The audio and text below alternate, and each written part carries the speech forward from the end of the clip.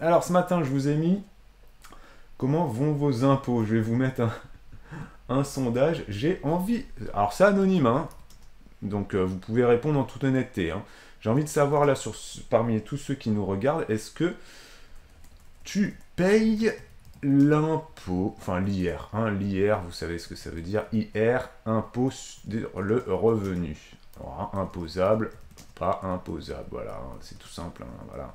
J'aimerais savoir parmi vous combien sont imposables, combien sont non imposables. C'est une petite question que j'ai envie de poser, c'est anonyme, hein, donc vous en faites pas, salut Yakuaya, voilà, si vous n'avez pas envie de répondre, dites-moi si vous êtes imposable ou non imposable, voilà. Sachant que la tranche, le barème de revenus pour être non imposable va jouer. Enfin, ça, c'est pas du tout le même selon si tu es célibataire, marié ou si tu as des enfants.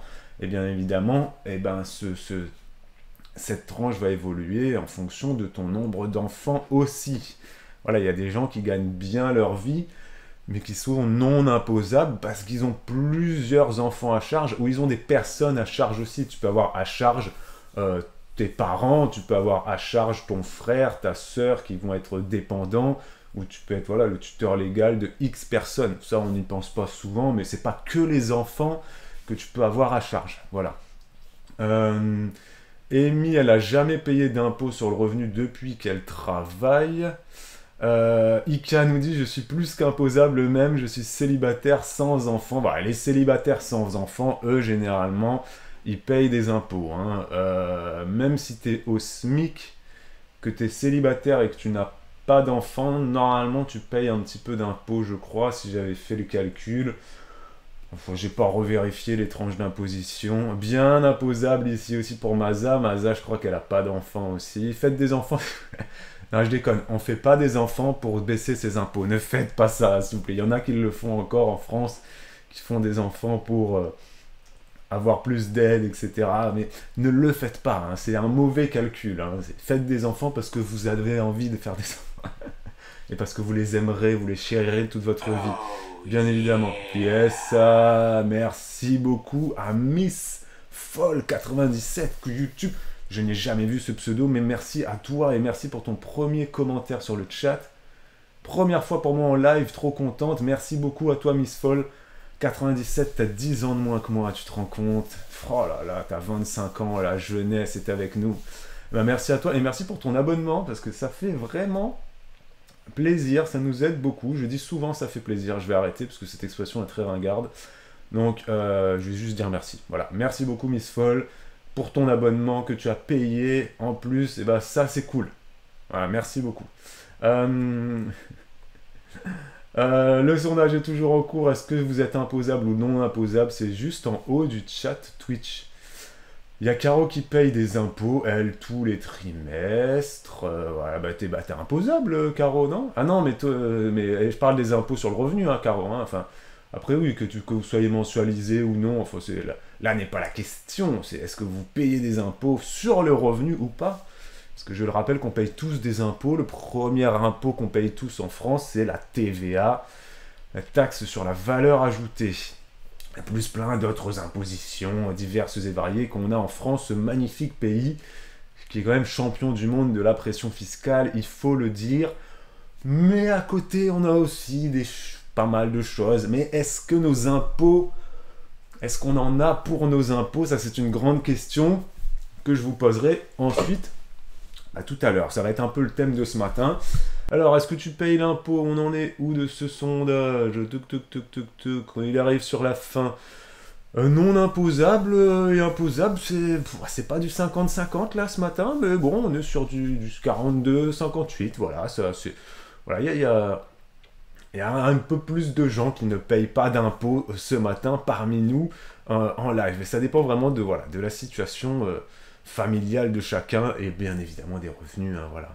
Il y a Daddy qui a toujours payé les impôts sur le revenu depuis mon premier boulot. Aujourd'hui, je suis marié et on a 2 enfants et on paye toujours des impôts. Merci beaucoup Team 87 aussi pour Daddy. Ça fait 2 ans que je vous suis, Miss Foll. Salut, salut. 2 enfants et mariés. Voilà. Donc, c'est vrai que 2 enfants et mariés,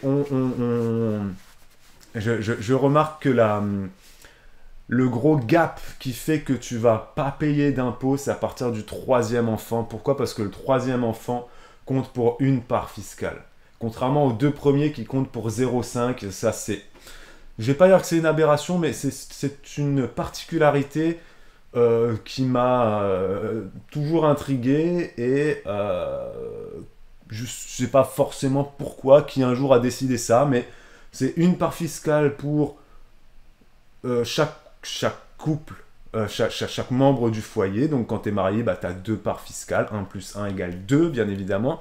Quand tu as un enfant qui vient s'ajouter à ce magnifique foyer fiscal, bah, on passe à 2,5 parts. Quand tu as un deuxième enfant, tu passes à 3 parts. Voilà, c'est 0,5 plus 0,5. Quand tu as un troisième enfant qui rentre dans l'équation, tu passes pas à 3,5, tu passes direct à 4.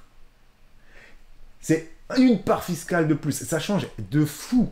Parce que au lieu de diviser par 3 tous tes revenus, machin, tu divises par 4. C'est quand même quelque chose de... Voilà. Et donc, quand tu passes à 3 enfants, c'est vraiment... Je ne suis pas en train de vous dire faites 3 enfants pour diminuer vos impôts. Non. Mais c'est vrai qu'en France, bah voilà, on a cette particularité. À partir du troisième enfant, on est considéré comme famille nombreuse. Et nous, on s'en est rendu compte. On n'a pas fait un troisième enfant pour ça, je le répète. Mais on s'en est rendu compte. C'est quand même assez incroyable toutes les portes qui s'ouvrent à partir du troisième enfant. C'est vrai que la composition la plus classique des familles françaises, bah, c'est 2 enfants. Voilà, c'est la composition la plus classique. Il y a énormément de gens qui ont 2 enfants, qui s'arrêtent à 2 enfants. C'est très très très très grande majorité des familles françaises. Voilà. Famille nombreuse est considérée famille nombreuse à partir de 3. Bah nous, en ayant 3 enfants, on ne se considère pas avoir une vie plus compliquée que les gens qui ont 2 enfants. Surtout que ça dépend des enfants. Mais c'est vrai que bah voilà, il s'avère qu'au niveau des impôts, bah voilà, t'as quand même une part de plus et c'est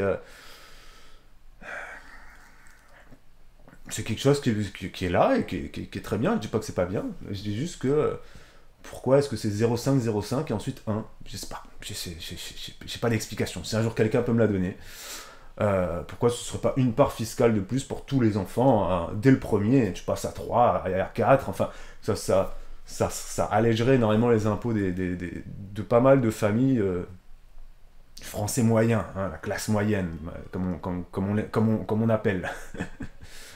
Y a Amy qui dit ceci dit, j'aimerais bien payer des impôts sur le revenu, ça voudrait dire que je gagne plus d'argent, et ça c'est sûr.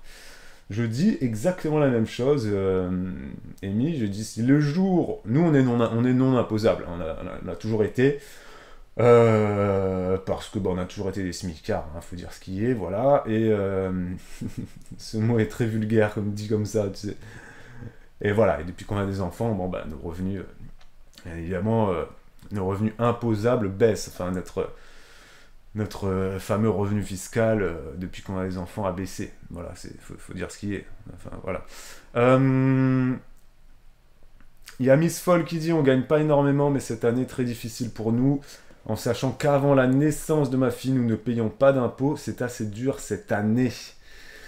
Tu payes du coup combien d'impôts là si tu peux le dire, Moi je me rappelle, n'hésite pas à dire, mais Miss Foll 97, là du coup, avant tu payais pas d'impôts, et là bah, maintenant tu payes 640 euros d'impôts, ça représente quoi? Moi je me rappelle qu'il y avait une copine qui première fois qu'elle a payé des impôts de sa vie, elle a payé 230 euros d'impôts. Et elle était là, elle a dit putain, mais je paye des impôts sur le revenu, c'est quoi ce délire? Et puis je dis bah tu payes combien? Elle dit bah 230 euros. Et je dis bah 230 euros, bah tu gagnes combien? Tu gagnes, elle était plus que SMIC, elle, tu vois, elle était à 1500 à peu près quoi. Je dis bah 230 euros, ça fait quoi sur, tu gagnes 1500, ça fait 15 000 plus 3, 18 000, ça fait 18 000 euros par an, tu payes 230, ou je sais voilà, elle était paxée, je crois qu'elle était paxée. Donc ouais, je sais plus comment était le calcul des impôts. Je dis ouais, ça va, regarde, ça te fait quoi? Ça te fait 1%, ouais, t'es plus ou moins à 2% d'imposition. Je dis bon, ouais, dis-toi que tu contribues et que c'est bien, quoi, enfin, tu vois. Et ben non, elle était pas contente, elle, tu vois. Elle dit, ah non, non, 230 euros, non, moi j'en avais besoin, j'avais besoin de... Bon, et c'est vrai que voilà, si t'as pas prévu, en fait, elle avait pas prévu. Et peut-être que Miss Foll, toi, c'est pareil. Peut-être que vous aviez pas prévu que, ben, voilà, t'allais devoir sortir ça. Voilà. Après, si tu payais pas d'impôts avant et que maintenant vous avez une fille et que tu payes des impôts, c'est bien, dis-toi que tu gagnes quand même beaucoup plus parce qu'avant tu étais à 2 parts fiscales, maintenant tu es à 2,5. Si tu payes des impôts maintenant, c'est-à-dire que tu gagnes beaucoup mieux ta vie maintenant qu'avant la naissance de ta fille. En toute logique, hein. Parce que maintenant tu as 2,5, sauf si ta fille elle n'est pas forcément née. Ah ouais, non, mais peut-être que ta fille est née juste maintenant et que du coup, vu que les impôts c'est les impôts d'avant. Ouais, mais oui. Si, normalement ta fille elle est prise en compte, hein. Je sais plus. Je sais plus un peu quelles sont les règles par rapport à la naissance des enfants. Si ça tombe pile poil au moment des impôts. Nous sommes à 3 parts. Ah bah voilà, t'es à 3 parts. 3 parts. 3 parts. Ah oui, mais vous avez 2 enfants. D'accord, ok. Oui, oui. Et donc, je voulais vous poser cette question-là. Est-ce que vous trouvez que... j'avais vu passer cette question sur un article sur mon téléphone. Est-ce que vous trouvez que vos impôts... Attends, comment était formulée la question? Parce que...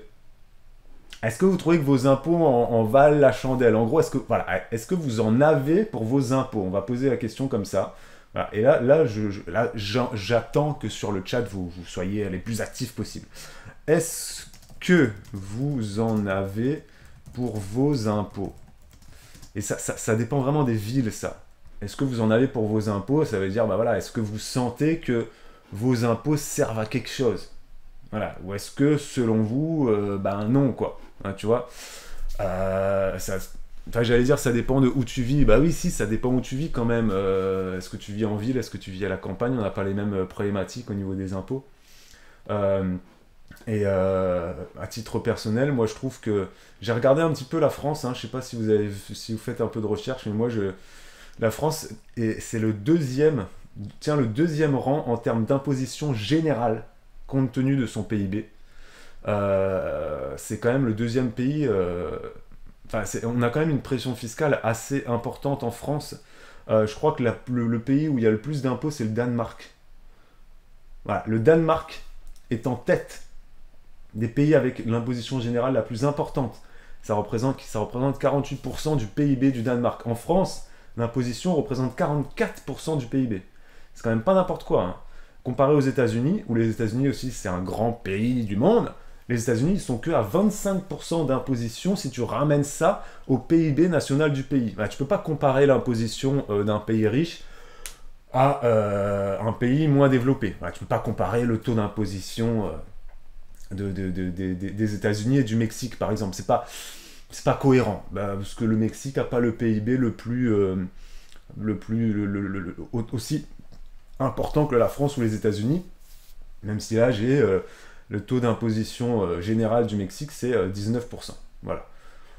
Mais bon, selon moi, on peut pas comparer. On peut se comparer, nous, la France, avec les États-Unis, donc on voit que, très clairement, les États-Unis sont à 25, nous on est à 44, 45. Hein. Mais quand tu regardes par rapport à la Finlande, la Norvège, vous savez, tous les pays du Nord qu'on plébiscite, on plébiscite beaucoup les pays du Nord. Souvent, moi, je vous parle de la Suède. Je crois que c'est Caro qui a vécu en Suède, ou qui connaît la Suède, ou je sais plus, ou la Norvège, je me rappelle plus trop. On plébiscite souvent les pays du Nord en disant, ouais, c'est des super pays, là-bas, la paternité, les papas sont reconnus, il y a beaucoup plus de congés maternité, les enfants, etc. L'école est beaucoup mieux. C'est Caro qui a vécu en Suède. On dit souvent ça, que les pays du Nord, les 3 grands pays du Nord, même si on peut inclure le Danemark, parce que quand même le Danemark c'est un pays nordique, on les met souvent en avant. Voilà, c'est les meilleurs pays en termes d'écologie. Et voilà, en termes d'éducation, les familles sont beaucoup plus respectées, le rythme de vie est beaucoup plus respecté, il y a moins de pression carriériste, etc. Bon, mais là, oui, enfin, là-dessus, je suis d'accord. Hein, c'est vrai que, voilà, clairement. Mais on constate qu'en termes d'imposition générale, bah, c'est comme la France. Hein, on est entre 42 et 48% même pour le Danemark. 44 pour la Suède, c'est comme la France. La Finlande 43, la Norvège 43. L'Allemagne, par exemple, si on veut comparer avec l'Allemagne, c'est 37%. le taux d'imposition général ramené au PIB, 37%, la pression fiscale. Donc l'Allemagne, quand même, moins d'impôts que la France et moins d'impôts que les pays du Nord. Alors, est-ce que dans les pays du Nord, on peut comparer? Pas vraiment non plus, parce que les pays du Nord, c'est une démographie tellement faible. Il n'y a rien là-bas.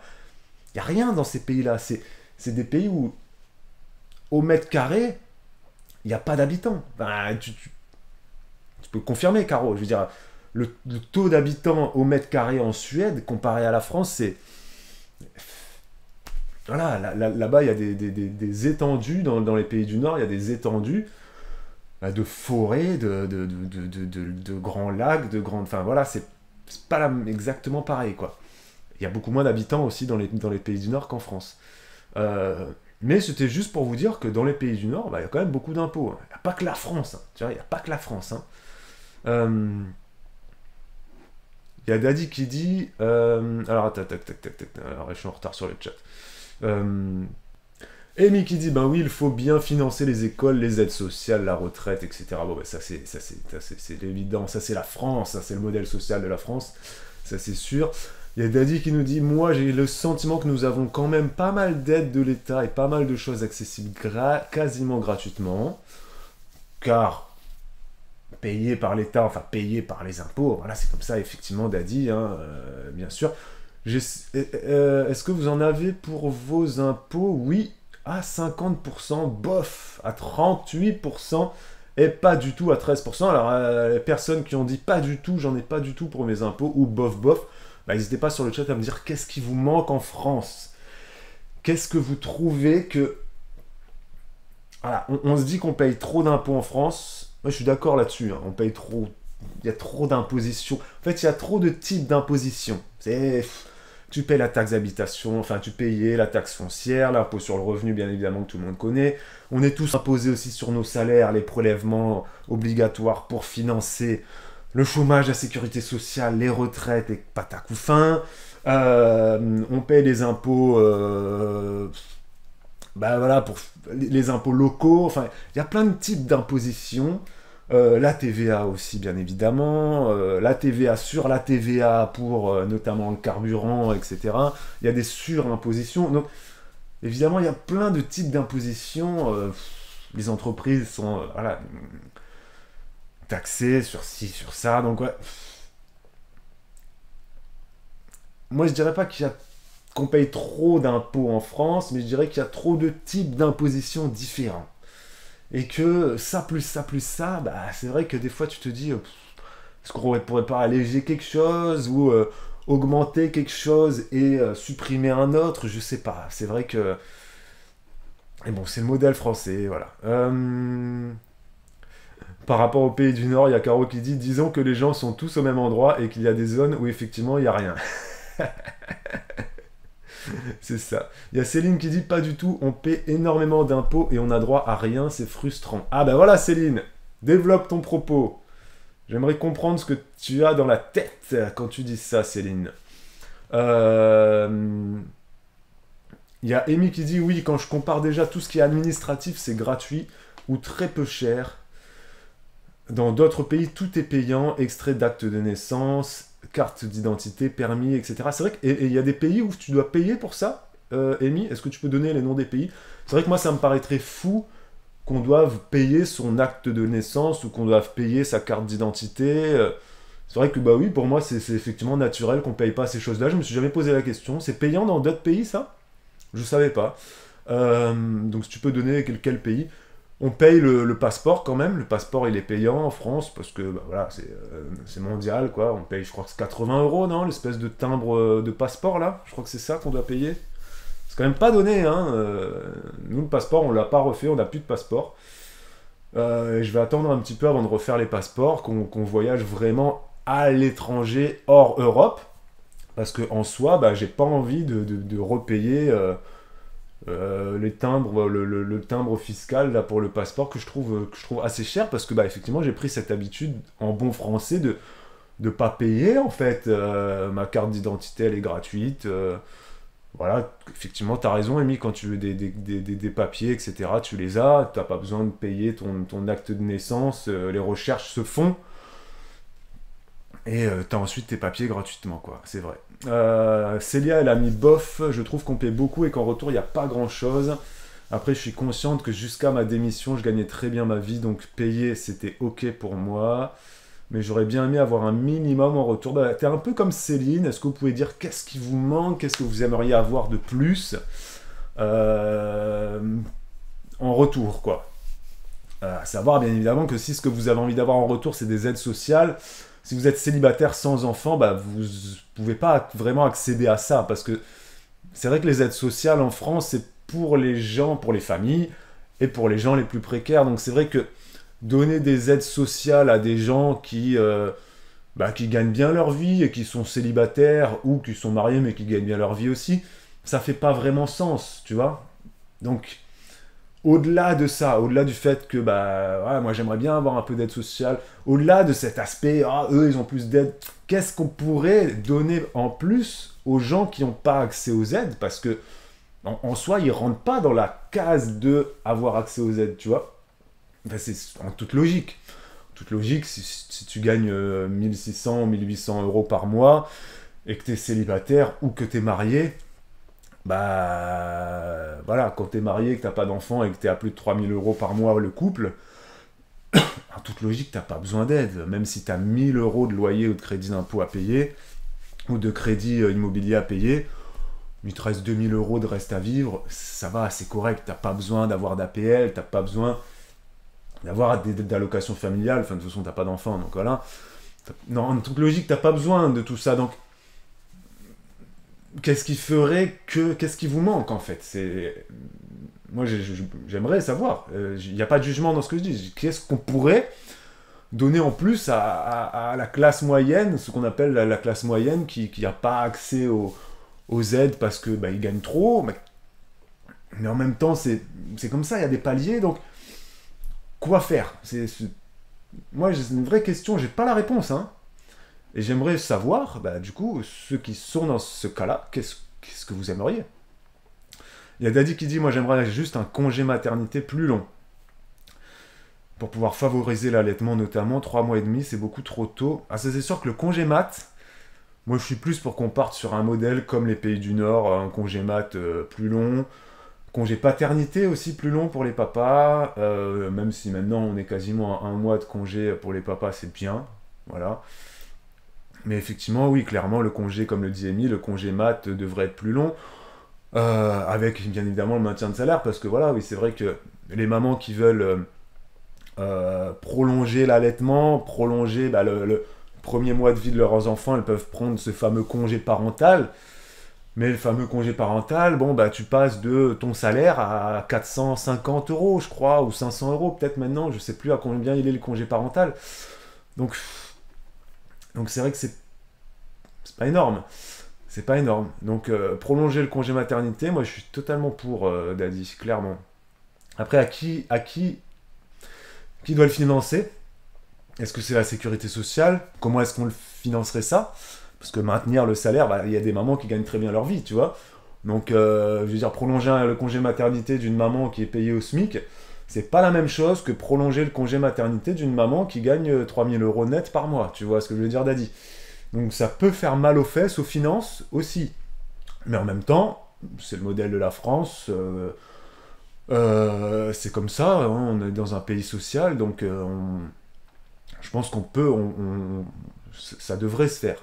Mais franchement, je pense, Dani, que ça va se faire, hein. Je pense que il y a des hommes et des femmes politiques qui l'ont déjà évoqué, ça, de prolonger le congé maternité. Il y a Amy Coachfit qui dit, la Côte d'Ivoire, on a eu le cas pour mon mari, c'est hyper cher. Extrait d'acte de naissance, c'était 70 euros en Côte d'Ivoire. Bah voilà, bah merci beaucoup Amy pour cet exemple. C'est vrai qu'on on ne le sait pas forcément, moi je ne le savais pas. Voilà, l'acte de naissance, gratuit en France, 70 euros en Côte d'Ivoire. Merci beaucoup Amy, moi j'ai appris quelque chose. Permis de conduire, passeport, etc. En Côte d'Ivoire aussi, tout ça c'est payant. Alors qu'en France, tout est gratuit. C'est vrai, t'as raison. C'est vrai que c'est gratuit en France. Oui, oui, non, t'as raison. Enfin, le permis de conduire est pas gratuit en France, mais Mais en soi, la partie administrative, tu payes pas ton permis, tu vois. Si tu perds ton permis, tu peux le redemander, etc. Et tu l'as gratuitement, etc. C'est clair. Il y a Célia qui dit, pour les demandes administratives, sachez que par exemple, les notaires doivent payer les documents de type extrait d'acte, etc. Mais oui, les notaires payent. Oui. C'est vrai que nous, en tant que particulier, on paye pas les actes de naissance ou autre. Voilà. Il y a trop qui nous dit, la base, c'est qu'il faut revoir les paliers. Des familles avec des aides peuvent investir dans l'immobilier, voyager. Les smicards imposables, c'est pas la même chose. Alors, j'ai pas envie ce matin, trop, parce que là, j'ai pas envie qu'on rentre dans cette fameuse comparaison de il y a des gens qui ont des aides, moi j'en ai pas, et je vais pleurer, etc. Nous, tu vois, on a des aides. Trop, on a des aides. Si un jour quelqu'un vient me voir et qui me dit ouais, tu vois, moi je gagne mieux ma vie que toi, mais j'ai pas autant d'aide que toi, et donc du coup, je peux pas me permettre. Du coup, je suis jaloux parce que toi, bah, tu peux partir au parc Astérix et moi, je peux pas parce que je galère. Moi, c'est pas un discours que je peux entendre, ça. C'est pas un discours que je peux entendre, c'est pas recevable pour moi. Ça, c'est juste de l'envie. Tu te compares à ton voisin, tu regardes ton voisin qui part en vacances et tu te dis putain, mais comment il peut partir en vacances lui alors qu'il gagne moins bien sa vie que moi? Il gagne moins bien sa vie que toi. Il a des aides, effectivement, de l'État. Mais les aides qu'il a de l'État ne lui permettent pas d'avoir plus de revenus que toi. Peut-être que les aides de l'État lui permettent d'avoir les mêmes revenus que toi. C'est-à-dire que si toi, tu es à 1800 euros net par mois, lui, il va être à 1300 euros net par mois, il va avoir un petit peu d'APL, un petit peu de ci, un petit peu de ça. Il n'arrivera pas à 1800 euros, hein, je vous rassure. Très clairement, c'est quand même très très rare, faudrait fouiller et faire des études, etc. pour trouver quelqu'un qui puisse, avec les aides sociales de la France, dépasser le revenu de quelqu'un qui n'a pas d'aide. Au minima, il va arriver au même revenu que la personne qui n'a pas d'aide, et encore, j'ai franchement du mal à y croire. Et donc, s'il arrive au même revenu que la personne qui n'a pas accès aux aides sociales, et que lui, le pauvre, entre guillemets, qui a des aides, peut partir en vacances, et que la personne qui n'a pas d'aide ne peut pas le faire, bah là, après, c'est plus une question de gestion de budget. Parce que, en fait, vous avez les mêmes revenus. Voilà. Alors oui, toi, tu gagnes mieux ta vie, peut-être que tu fais plus d'heures, et peut-être que tu vas dire, ouais, c'est quand même un peu choquant et absolument pas logique que moi, qui travaille plus, qui ai fait plus d'études, qui gagne mieux ma vie, j'ai le même niveau de vie que lui, qui a fait moins d'études, qui travaille moins, mais ses aides viennent compléter, etc. Là, oui, il y a quand même une injustice là-dessus, je suis d'accord. Mais par contre, on peut pas dire, ouais, lui, il a des aides, il peut partir en vacances, moi j'en ai pas, je peux pas. Non, c'est faux. Non, c'est faux. Ça, c'est juste une question de gestion de budget. Si toi, tu n'as pas d'aide, c'est que tu gagnes mieux ta vie. Tu vois? Donc, c'est ensuite une gestion égale. C'est une question de pourcentage, de où je mets, quel pourcentage je vais mettre dans ci, dans ça, dans ça. Alors,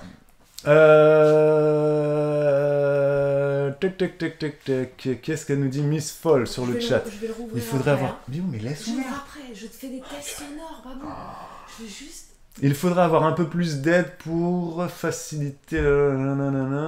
pour faciliter les formations dans les crèches. Il manque de crèches, nous dit Miss Foll. Il manque de crèches. Là-dessus, je suis d'accord, il manque de... Pour tout ce qui est petite enfance, je trouve qu'il manque en France, très clairement. On y est confronté depuis 6 ans, donc... on y est confronté depuis 6 ans, donc c'est vrai que en termes de petite enfance, ça peut mieux faire. Ça peut mieux faire, voilà, ça c'est sûr. Mais encore une fois, je trouve qu'on a quand même pas mal de choses en France. Mais oui, il manque de crèches, il manquera toujours de moyens de garde, ça c'est sûr. Ça c'est sûr. Alors... Il y a Ika qui nous dit clairement, moi, à la fin du mois, il me reste moins que quelqu'un qui gagne bien moins que moi. J'en connais un bon nombre qui vivent mieux que moi et qui sont au SMIC. Mais Ika, est-ce que ça c'est dû aux aides sociales ou est-ce que ça c'est pas juste dû à une gestion de budget de ta part qui est différente? Tu vois ce que je veux dire? Salut Daddy. Daddy bonjour. Oui, effectivement, oui, effectivement. Ça fait longtemps que vous n'avez pas vu Bibou. Hein. Il faut que je la motive un matin pour qu'elle... En plus, en ce moment, elle a des matinées où elle travaille pas. Il faudrait que je la motive un matin à faire un live. Peut-être... Je vais essayer de la motiver peut-être cette semaine. Je crois qu'elle travaille pas vendredi matin. Je vais essayer de la motiver peut-être vendredi matin à venir faire un live. Alors, Ika, le fait que tu dises un bon nombre de personnes qui gagnent moins bien que moi vivent mieux que moi. Qu'est-ce que ça veut dire? Et là, je repose la question à Céline tout à l'heure. Trop, c'est pareil. Y a qui encore? Qu'est-ce qui vous manque, justement? Moi, vous ne m'apportez pas de réponse, là. Qu'est-ce qui manque? Qu'est-ce que vous aimeriez avoir en plus? Vous voyez? Est-ce que vous aimeriez que les gens aient moins d'aide? Pour qu'ils soient plus en galère que vous? Ou est-ce que vous aimeriez, vous, avoir des aides? Ou est-ce que... Qu'est-ce qui manque, en fait? J'arrive pas à comprendre, en fait, moi. Pour moi, c'est juste une question de gestion financière qu'il faut revoir, comme le dit Maza. Maza, par exemple. Maza, tu payes des impôts. Est-ce que tu es marié? Maza, t'as pas d'enfant, mais tu nous dis que tu payes au tout début du live, Maza, il nous a dit, moi, je paye beaucoup d'impôts. Tu payes beaucoup d'impôts. Bon. Tu gagnes donc probablement ta vie... de façon, voilà, tu gagnes bien, tu veux nous dire ton salaire ou pas, je sais pas, si tu veux. Non mais, tu fais comme tu veux, mais juste, est-ce que Maza, tu considères que les gens qui sont plus pauvres que toi, mais qui ont des aides, et qui peut-être des fois, effectivement, il y a des gens qui ont accès aux aides sociales. Je vous donne un exemple. Nous, on est parti au parc Astérix dernièrement. On est parti au parc Astérix, ça nous a coûté 1 000 €. Ça nous a coûté 1 000 €, mais c'est pas grâce à la CAF qui nous verse des allocations familiales qu'on est allé au parc Astérix. Non. C'est au fait que on vit dans cette sobriété permanente. C'est quoi le mot que j'avais vu? C'est frugalisme, c'est ça? Frugalisme est un mode de vie consistant à mettre de l'argent de côté pour ensuite travailler moins et vivre mieux, quitte à gagner moins. Voilà. Le frugalisme, j'avais fait une fiche sur le frugalisme, je vous en parlerai peut-être dans un prochain live, en vous détaillant un peu ça. C'est une sobriété financière, une sobriété quotidienne, en fait, dans laquelle nous, on a décidé de vivre. Alors, la CAF nous verse des aides, parce qu'on a 3 enfants, qu'on a accès aux allocations familiales, et que nos revenus nous permettent d'accéder aux allocations familiales. Voilà. Bon, on n'a pas la prime d'activité, parce que si on va l'avoir, on paye notre taxe foncière, et là-dessus, la taxe foncière, bon, bah, les revenus sont pas pris en compte, hein, peu importe que tu sois au SMIC ou que tu gagnes 3 000 € par mois, tu payes ta taxe foncière pareil, hein, tu vois, donc on paye nos impôts comme... on paye tous les autres types d'impôts, hein, voilà, les prélèvements obligatoires, la TVA, etc., etc. Mais c'est vrai que voilà, on est non imposable, on ne paye pas d'impôt sur le revenu. Et le fait qu'en plus ma femme soit assistante maternelle, les assistantes maternelles, elles ont un régime spécifique. Je ne me suis pas encore occupé de nos impôts là, mais les assistantes maternelles ont énormément d'abattements qui font qu'au final... les revenus qu'elles vont déclarer, sur lesquels elles seront imposables, ça correspond plus ou moins à 10%, je crois, de leurs revenus. Je sais pas si... il y a Camille... Est-ce que Camille Lab qui est là, ou des assistantes qui sont là? Mais voilà, les assistantes maternelles ont un traitement, un régime fiscal bien spécifique, qui est très intéressant, et qui fait baisser, du coup, énormément ton revenu imposable. Quand ton revenu imposable baisse énormément, ton quotient CAF aussi familial baisse énormément. Voilà. Mais du coup, est-ce qu'on peut dire aux assistantes maternelles, ouais, les assistantes maternelles, c'est scandaleux, elles ont accès à plein d'aides, elles payent beaucoup moins cher la crèche, beaucoup moins cher le centre aéré, parce que le fait qu'elles aient ce régime fiscal là bien spécifique, ça leur permet de baisser le revenu fiscal, etc. Donc, pour moi, non. Pour moi, ce discours de eux, ils ont trop d'aide, moi j'en ai pas, eux ils peuvent partir en vacances, moi je peux pas. Pour moi, comme le dit Maza, c'est plus une question de gestion financière. Parce que les gens qui ont des aides, ils gagnent pas plus d'argent que toi. Tu vois ce que je veux dire?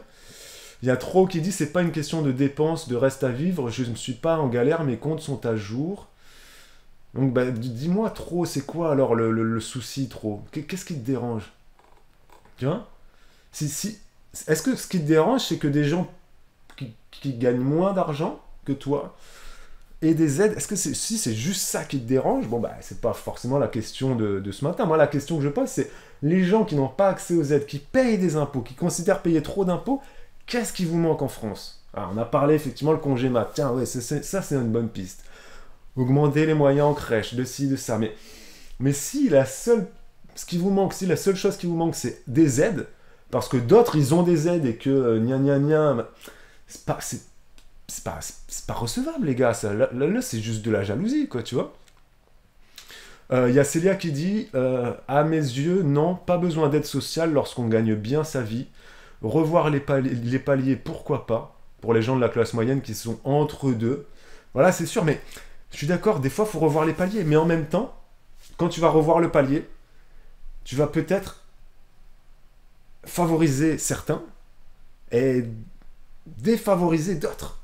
Il y a toujours des gens qui vont être perdants. C'est le problème des paliers, mais si tu mets pas de palier, tu peux pas mettre d'aide. Tu vois? C'est comme ça. C'est là qu'il dit, mais je trouve surtout qu'il y a beaucoup de taxes et de surtaxes en France. Voilà, je suis d'accord, c'est ce que j'ai dit au début du live. Il y a une espèce de millefeuille de taxes en France. Il y a trop de taxes. Là-dessus, je suis entièrement d'accord avec toi. Je suis d'accord que pour le domaine de la petite enfance et des droits des parents, voilà, il y a encore des choses à faire. Voilà. Une maman qui gagne bien sa vie devra faire un gros sacrifice si elle veut profiter de son bébé, ça c'est clair. Une maman qui va avoir un salaire à 2000 € net par mois, si elle veut rester un an chez elle pour profiter de son enfant, elle va devoir se mettre en congé parental et elle va passer de 2000 € net par mois à 500 ou 400 et des brouettes. Et ça, comme tu le dis, Célia, moi je trouve ça dommage, je suis d'accord avec toi. Il y a Yakuaya qui nous dit 3 enfants mariés, congé parental complet pour moi et mon homme travaille. Les impôts veulent nous rendre les 400 € qu'on a donnés. Tu vas avoir donc un crédit d'impôt, Yakuaya, tu vas avoir un crédit d'impôt. C'est bien après, hein. Il y a Ika qui nous dit après prélèvement d'impôts, factures et prélèvements, il me reste moins pour vivre que d'autres qui gagnent moins. Mais comment tu peux savoir ça? Est-ce que tu sais, Ika, les feuilles, les salaires des autres? C'est quoi les autres qui gagnent moins? Tu vois? C'est ça que je comprends pas dans ces discours-là, moi. Ika dit je ne vis pas dans le luxe, je parle des factures, des prélèvements de base, je ne vais pas chez l'esthéticienne ou autre, EDF, crédit immobilier, assurance, etc. etc. Alors, c'est quoi, Ika, les autres qui gagnent moins? Comment tu peux dire que les autres qui gagnent moins gagnent mieux que toi? Comment tu peux savoir combien ils gagnent? Comment tu peux dire les autres qui gagnent moins gagnent plus que moi au final avec les aides? Tu vois, c'est parce que les gens qui gagnent moins que toi, ils ont aussi des factures, ils ont aussi des prélèvements obligatoires, ils payent aussi des impôts s'ils sont propriétaires, ils payent la taxe d'ordure ménagère comme tout le monde. Les seuls impôts qu'ils vont pas payer, c'est les impôts sur le revenu. Effectivement, probablement. Même s'il y a des gens qui payent des impôts sur le revenu et qui ont aussi des aides sociales. C'est pas incompatible. Hein. Tu peux être imposable et avoir des aides de la CAF. C'est totalement possible. Hein. Bien évidemment, ça dépend de la composition de ta famille. Et de tes revenus, de où tu te situes dans les tranches. Mais les gens qui gagnent moins que toi, Ika, ils ont aussi des crédits immobiliers, ils ont aussi des assurances, ils ont aussi la box internet, l'impôt foncier, l'essence, les courses. Enfin, tu vois ce que je veux dire? Et tout le monde a ça, tu vois. Donc, qu'est-ce que... Est-ce que... Je sais pas, moi, j'arrive pas concrètement à comprendre ce que tu veux dire, quoi. Les gens qui gagnent moins, comment tu peux savoir... Tu peux pas savoir combien ils gagnent, tu vois. Et des fois, les gens qui ont des aides sociales, ils gagnent pas forcément moins que toi, c'est juste qu'ils ont des enfants, qu'ils ont peut-être une personne à charge, t'es pas au courant, peut-être qu'ils ont à charge leur grand-mère, leur grande-tante, enfin... Des fois, on sait pas, il y a des gens, ils ont des aides sociales, mais des fois, ils ont le même salaire que toi, Ika. Ils ont peut-être le même salaire que toi, mais juste, leur revenu fiscal est plus faible, parce qu'ils ont plus de personnes à charge. Et donc, ils ont des aides sociales ensuite derrière. Tu vois? Ils embauchent peut-être des jardiniers, femmes de ménage, ils donnent peut-être à des associations. Du coup, ça permet de faire baisser le revenu fiscal aussi. Enfin, c'est pas forcément toujours c'est pas que les pauvres qui ont des aides sociales. Pas du tout, hein. Il y a des gens qui gagnent plus d'argent que moi qui ont des aides sociales, hein. Ça dépend de combien d'enfants t'as, de plein de choses, hein. C'est pas que les gens qui sont au RSA ou qui sont au SMIC qui ont des aides sociales. C'est quelque chose d'important quand même à savoir, hein. Maza qui nous dit « J'ai pas spécialement de tabou à parler argent, car ici rien ne tombe du ciel. » Et Maza nous dit qu'elle gagne environ 3000 € net par mois. Et pour moi, comme tu dis, les aides n'ont rien à voir avec le fait de partir en vacances ou de faire des activités. Merci beaucoup, Maza. Il y a Just Blaze qui dit « Je vais devoir le faire cette année pour la première fois, car ma femme est devenue assistante maternelle l'année dernière. Et je pense que ça va être galère. » Et Just Blaze, c'est moi qui m'occupe des impôts aussi, frérot. Quand j'ai vu tout ce qu'il fallait faire pour les assistantes maternelles pour que vraiment ça soit hyper... Franchement, les assistantes maternelles, elles peuvent avoir un max d'abattement et ça peut être ultra intéressant, fiscalement parlant. Donc, je pense que je vais dire à ma femme, pendant une journée complète, vous me parlez pas. À midi, tu m'emmènes un croque-monsieur et je reste devant le PC pendant 8 heures. À mon avis, ça va être ça parce que les déclarations fiscales des assistantes maternelles, si tu veux bien faire les choses, ça peut être très très très intéressant fiscalement parlant. Et c'est comme ça, c'est pas illégal, c'est de l'optimisation fiscale, c'est un régime fiscal bien spécifique. Et c'est une galère parce que, ben voilà... mais Jazz Blast, je t'envoie tout mon soutien. J'ai pas commencé encore, c'est moi qui gère, ma femme elle veut pas gérer ça, eh ben... Mais on va se soutenir à distance. Il y a trop qui nous dit si en France on est prêt à baisser ses heures de boulot car on gagne autant avec la prime d'activité, aide au logement, etc. C'est de ça que je parle en général et pas du reste à vivre, c'est pas une question de gestion de budget. Alors sache que si tu baisses tes heures de boulot, si par exemple tu passes d'un temps plein à un mi-temps, tu ne pourras pas avec ton mi-temps, avoir les mêmes revenus que ton temps plein. C'est impossible. Ça, c'est une idée reçue qui est fausse, complètement fausse. Les gens qui décident de se mettre à mi-temps ou au tiers-temps ou à... Bref, voilà. Ou à 80%, tu te mets pas à 80% trop, tu te mets pas à 80% en te disant, je vais me mettre à 80%, comme ça, je vais pouvoir accéder à telle prime d'activité, à telle prime de ci, à telle prime de ça. Non, c'est faux. C'est faux. Parce que déjà, la prime d'activité, c'est le salaire qui fait que tu vas avoir une prime d'activité. Hein, voilà. Donc, si tu as un salaire à temps plein qui est trop élevé et qui ne te permet pas d'accéder à la prime d'activité, sois-en heureux, parce que franchement, au vu les plafonds de la prime d'activité, si tu n'as pas accès à la prime d'activité, c'est que tu gagnes quand même bien ta vie de façon confortable. Donc, c'est pas en te passant à mi-temps que tu vas te dire, tiens, je vais me passer à mi-temps, je vais choper la prime d'activité, et en plus de ça, non, ça n'existe, c'est pas des calculs que la majorité des gens font. La majorité des gens qui décident de travailler moins, c'est parce qu'ils veulent juste avoir plus de temps libre, qu'ils gèrent leur budget de façon correcte, et qu'ils n'ont pas envie de se tuer au travail. Depuis le Covid, les Français ont envie de moins travailler. C'est pas parce qu'ils ont envie de gagner moins pour accéder aux aides. Pas du tout. Et si toi, trop, tu as envie de travailler moins et que tu te dis, si je travaille moins, je pourrai accéder aux aides, bah fais-le. Ne critique pas les gens qui travaillent moins et qui, du fait qu'ils travaillent moins, ils ont plus d'aides que toi. Non. C'est exactement le même discours que les gens qui disent, ouais, être youtubeur, c'est super facile. Les youtubeurs sont beaucoup trop payés, ils ont juste à se filmer. Mais si tu veux te filmer chez toi, et du coup pas avoir de patron sur le dos, etc., mais fais-le. Enfin, pourquoi si les gens qui considèrent que les gens qui ont des aides sociales, c'est parce qu'ils ont fait des calculs de... Oui, bien évidemment, il y a des gens qui font des calculs pour... Bah, bien évidemment, tout le monde le fait. Tout le monde fait des calculs pour essayer de pas...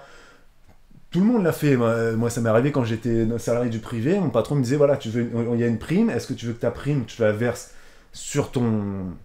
directement, ou est-ce que tu veux qu'elle soit bloquée? Bah, j'ai demandé à ce qu'elle soit bloquée pendant 5 ans, parce que s'il me versait ma prime, c'était 2200 euros, prime d'intéressement. S'il me versait ma prime, j'aurais eu plus de salaire imposable, patacoufin. Donc je lui ai dit, non, tu me bloques cette prime, j'en ai pas besoin immédiatement. Dans 5 ans, j'irai la toucher. Et mes 2200 euros se seront transformés en 2290 ou 2350, j'en sais rien, je m'en fiche. Et puis voilà, on fait tous des calculs pour payer moins d'impôts, bien évidemment, mais on fait pas des calculs pour se dire... Enfin si, il y en a aussi qui le font. Il y a des gens qui font des enfants pour accéder aux aides sociales de la CAF et compagnie, bien évidemment. Oui, il y a des gens qui sont au RSA, anciennement RMI, et qui travaillent au black, et qui ont... Mais oui, mais ça oui, mais c'est... Mais faut... Si toi, tu envies cette vie-là trop, bah fais-le. Mets-toi à mi-temps. Comme ça, tu vas être à mi-temps, tu auras plus de temps libre, tu toucheras peut-être des aides sociales, mais tu verras que ton niveau de vie va pas forcément changer. Hein. Tu auras le même niveau de vie, financièrement parlant. Par contre, tu auras plus de temps libre. Bah, fais-le si tu as envie. Tu vois? Vas-y. Alors, y a Céline qui dit « On paie beaucoup et on n'a aucune aide quand on a une galère, voiture, maison, etc. On ne profite pas des infrastructures car à temps complet, donc pas de temps pour les loisirs. » Céline nous dit « Je suis deg, j'ai raté le live depuis tout à l'heure car j'ai eu une réunion imprévue, trop dégoûté. » Alors Céline, je vous lance une petite pub et je reviens sur ce que tu viens de dire, ce temps complet, etc. C'est intéressant ce que tu viens de dire, Céline.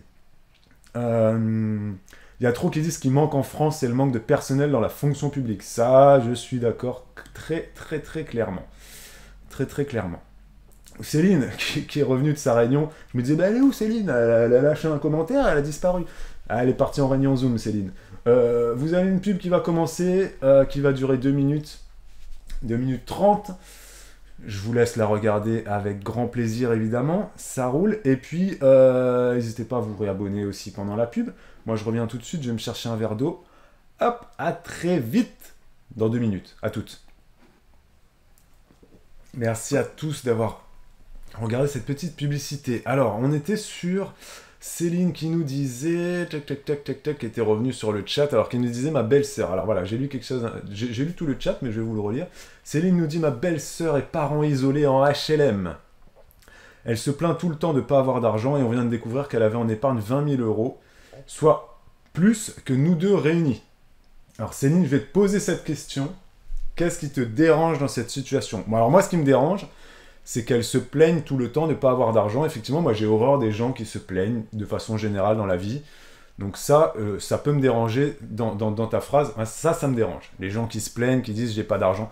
Par contre, le fait qu'elle ait de l'épargne, c'est très bien pour elle.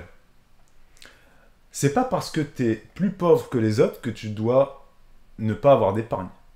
Avoir de l'épargne, ça veut pas dire je suis riche. Avoir de l'épargne, ça veut juste dire je fais attention à ce que je dépense, je gère mon budget et je mets de côté. Peut-être qu'elle a gagné au jeu aussi, t'en sais rien. Hein. Peut-être qu'elle a gagné 5000 euros au loto ou à TF1, au jeu de koh-Lanta, enfin t'en sais rien. Ça, on peut pas le savoir. On peut pas le savoir. Comment est-ce que les gens ont de l'épargne, on peut pas savoir. Hein, peut-être que elle travaille au black, qu'elle fait d'autres types de business qui sont pas déclarés, qu'elle loue sa voiture, qu'elle loue sa... Voilà, hein, qu'elle a des revenus autres, on va dire. Mais qu'elle ait de l'épargne, il n'y a rien de choquant. Est-ce que toi, ce qui te choque, Céline, c'est que le fait qu'elle se plaigne, bah là-dessus, je suis d'accord avec toi, le fait qu'elle se plaigne, c'est pas normal. Par contre, le fait qu'elle ait plus d'épargne que toi, Céline, ça, c'est son histoire à elle et c'est votre histoire à vous. Combien tu gagnes, Céline? Si tu as envie de nous le dire, dis-le. Combien vous gagnez avec ton chéri? Moi, j'aimerais bien un jour faire une analyse de dépenses bien précise de quelqu'un là. J'adorerais faire ça. Moi, je lis régulièrement des gens qui... Alors, moi, je ne me considère pas comme spécialiste de quoi que ce soit, mais c'est vrai que la gestion de budget et l'analyse comme ça des dépenses et des budgets des ménages, c'est quelque chose que j'aime bien faire. Et donc, c'est des choses que je lis. Et il y a un magazine que je lis, c'est le magazine Mademoiselle, qui fait régulièrement ça. Mademoiselle analyse les budgets des femmes, parce que c'est un magazine pour les femmes, enfin, pas pour les femmes, mais bon, voilà, ils analysent le budget des femmes, maman isolée ou femme mariée, avec enfants, sans enfants, et c'est toujours très intéressant, et ça permet très souvent de se rendre compte que ben, les gens ne se rendent pas compte des dépenses qu'ils ont, en fait. Donc,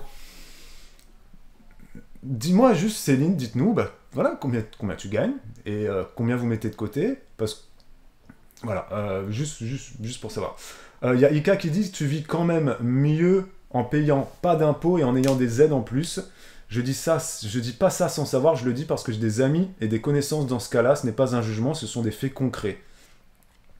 Mais pas du tout, Ika. Mais comme l'a dit Maza, c'est juste une question de gestion de budget. Alors oui, tu as des aides, donc ces aides, tu les utilises pour partir en vacances, ou alors tu les mets de côté, ou alors tu les dépenses pour acheter une télévision à 1000 euros. Peu importe, il y a des gens, ils ont des aides sociales, ils vont tout claquer. Tu vois ? Et il y a des gens, ils ont des aides sociales, et ben ils vont utiliser la moitié pour ci ou ça. Nous, on met de côté tous les mois. On met de côté tous les mois de l'argent.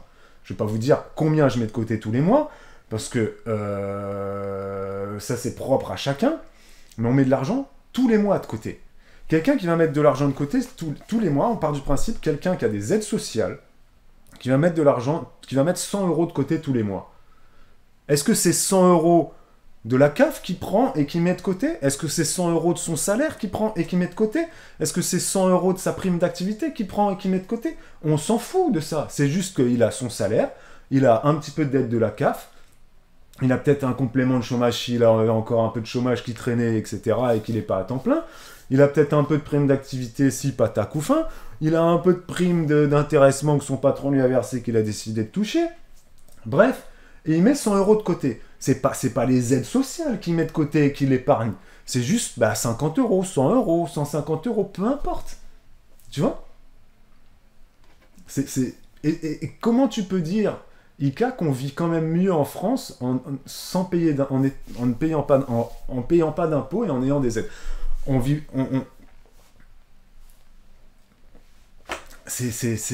j'arrive pas à...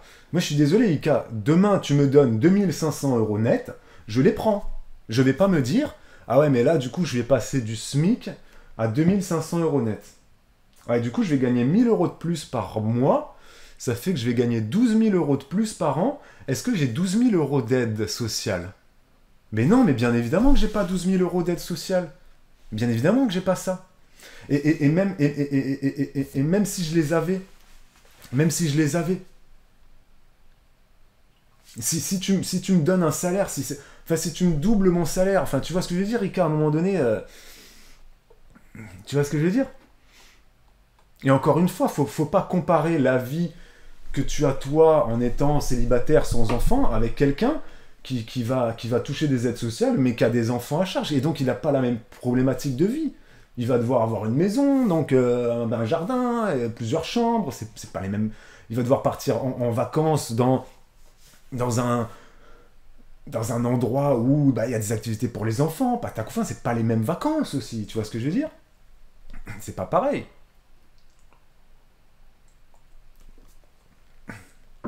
Il y a Célia qui nous dit qu'elle s'est mise à mi-temps pendant 4 ans suite à la naissance de ses enfants.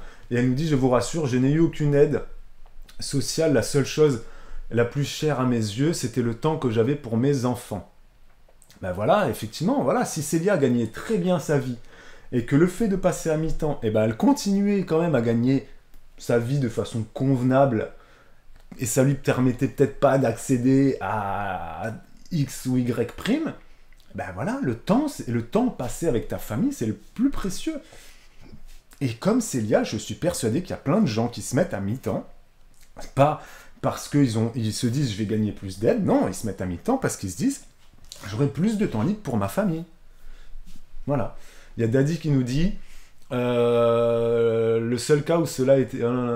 Alors Daddy a été en congé parental partiel, j'étais à 80%.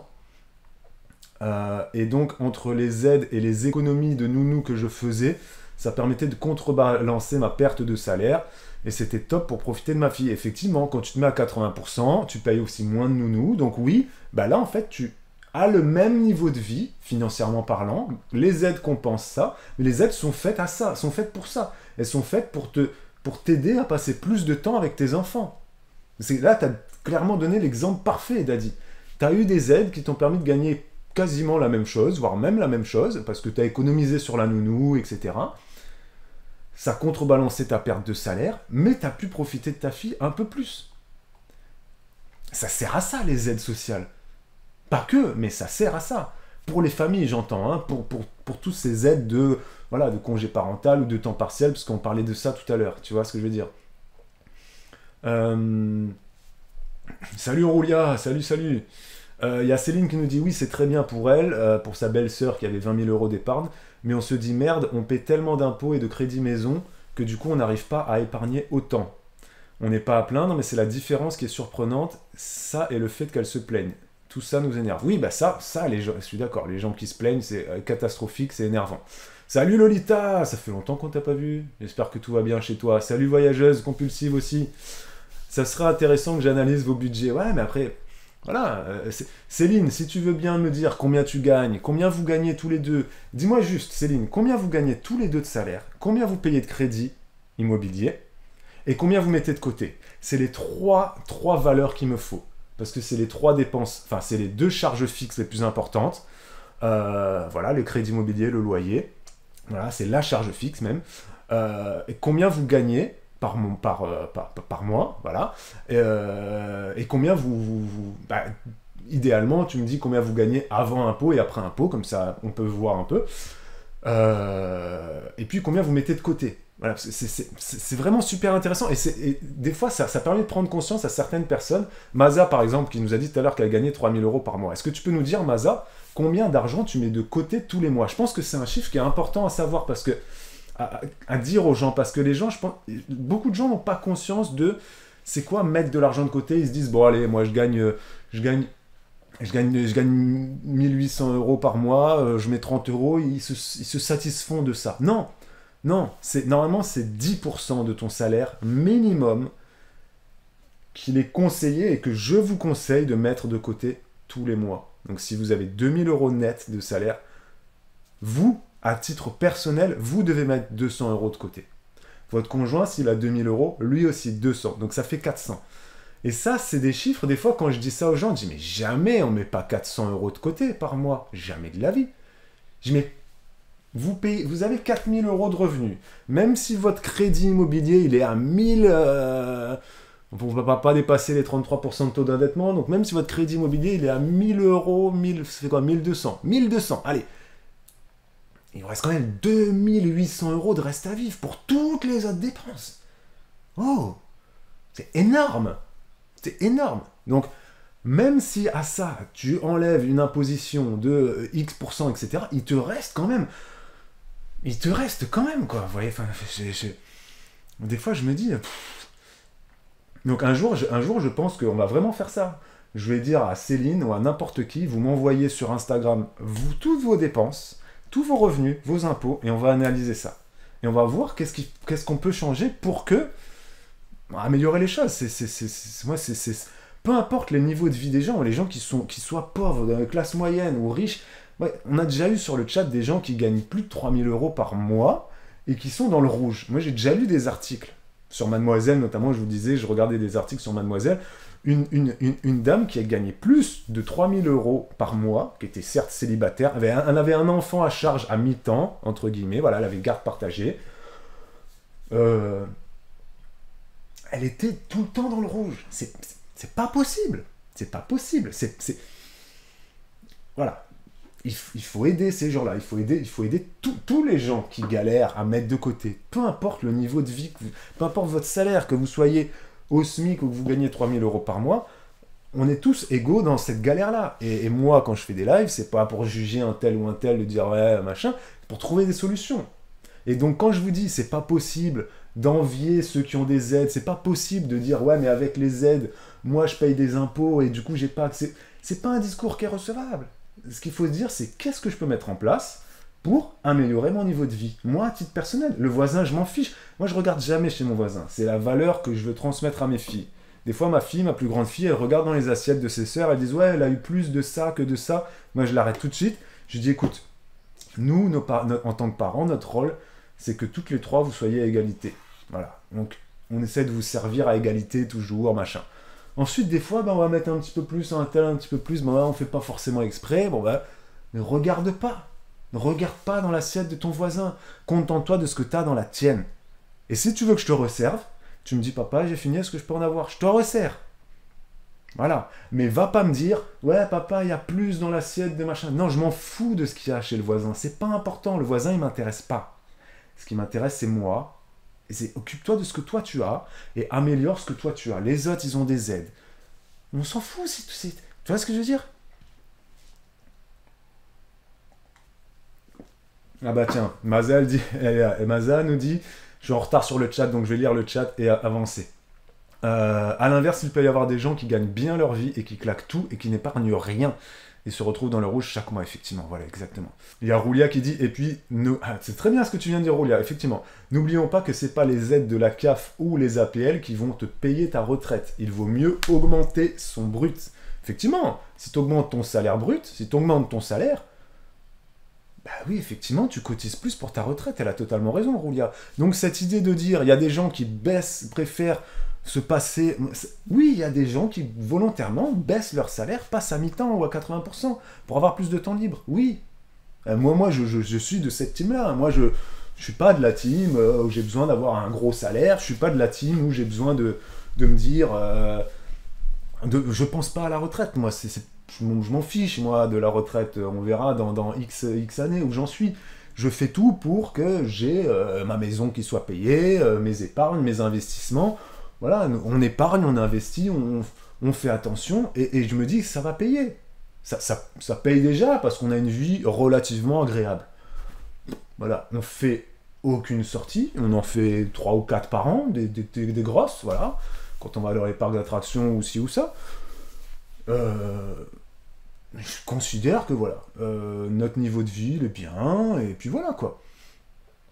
Il y a Lolita qui dit on peut pas comparer les gens qui ont un peu d'épargne et locataires avec les gens qui sont propriétaires. Une maison, c'est de l'épargne. T'as raison aussi. T'as raison, Lolita. Une maison, c'est une façon d'épargner. T'as raison.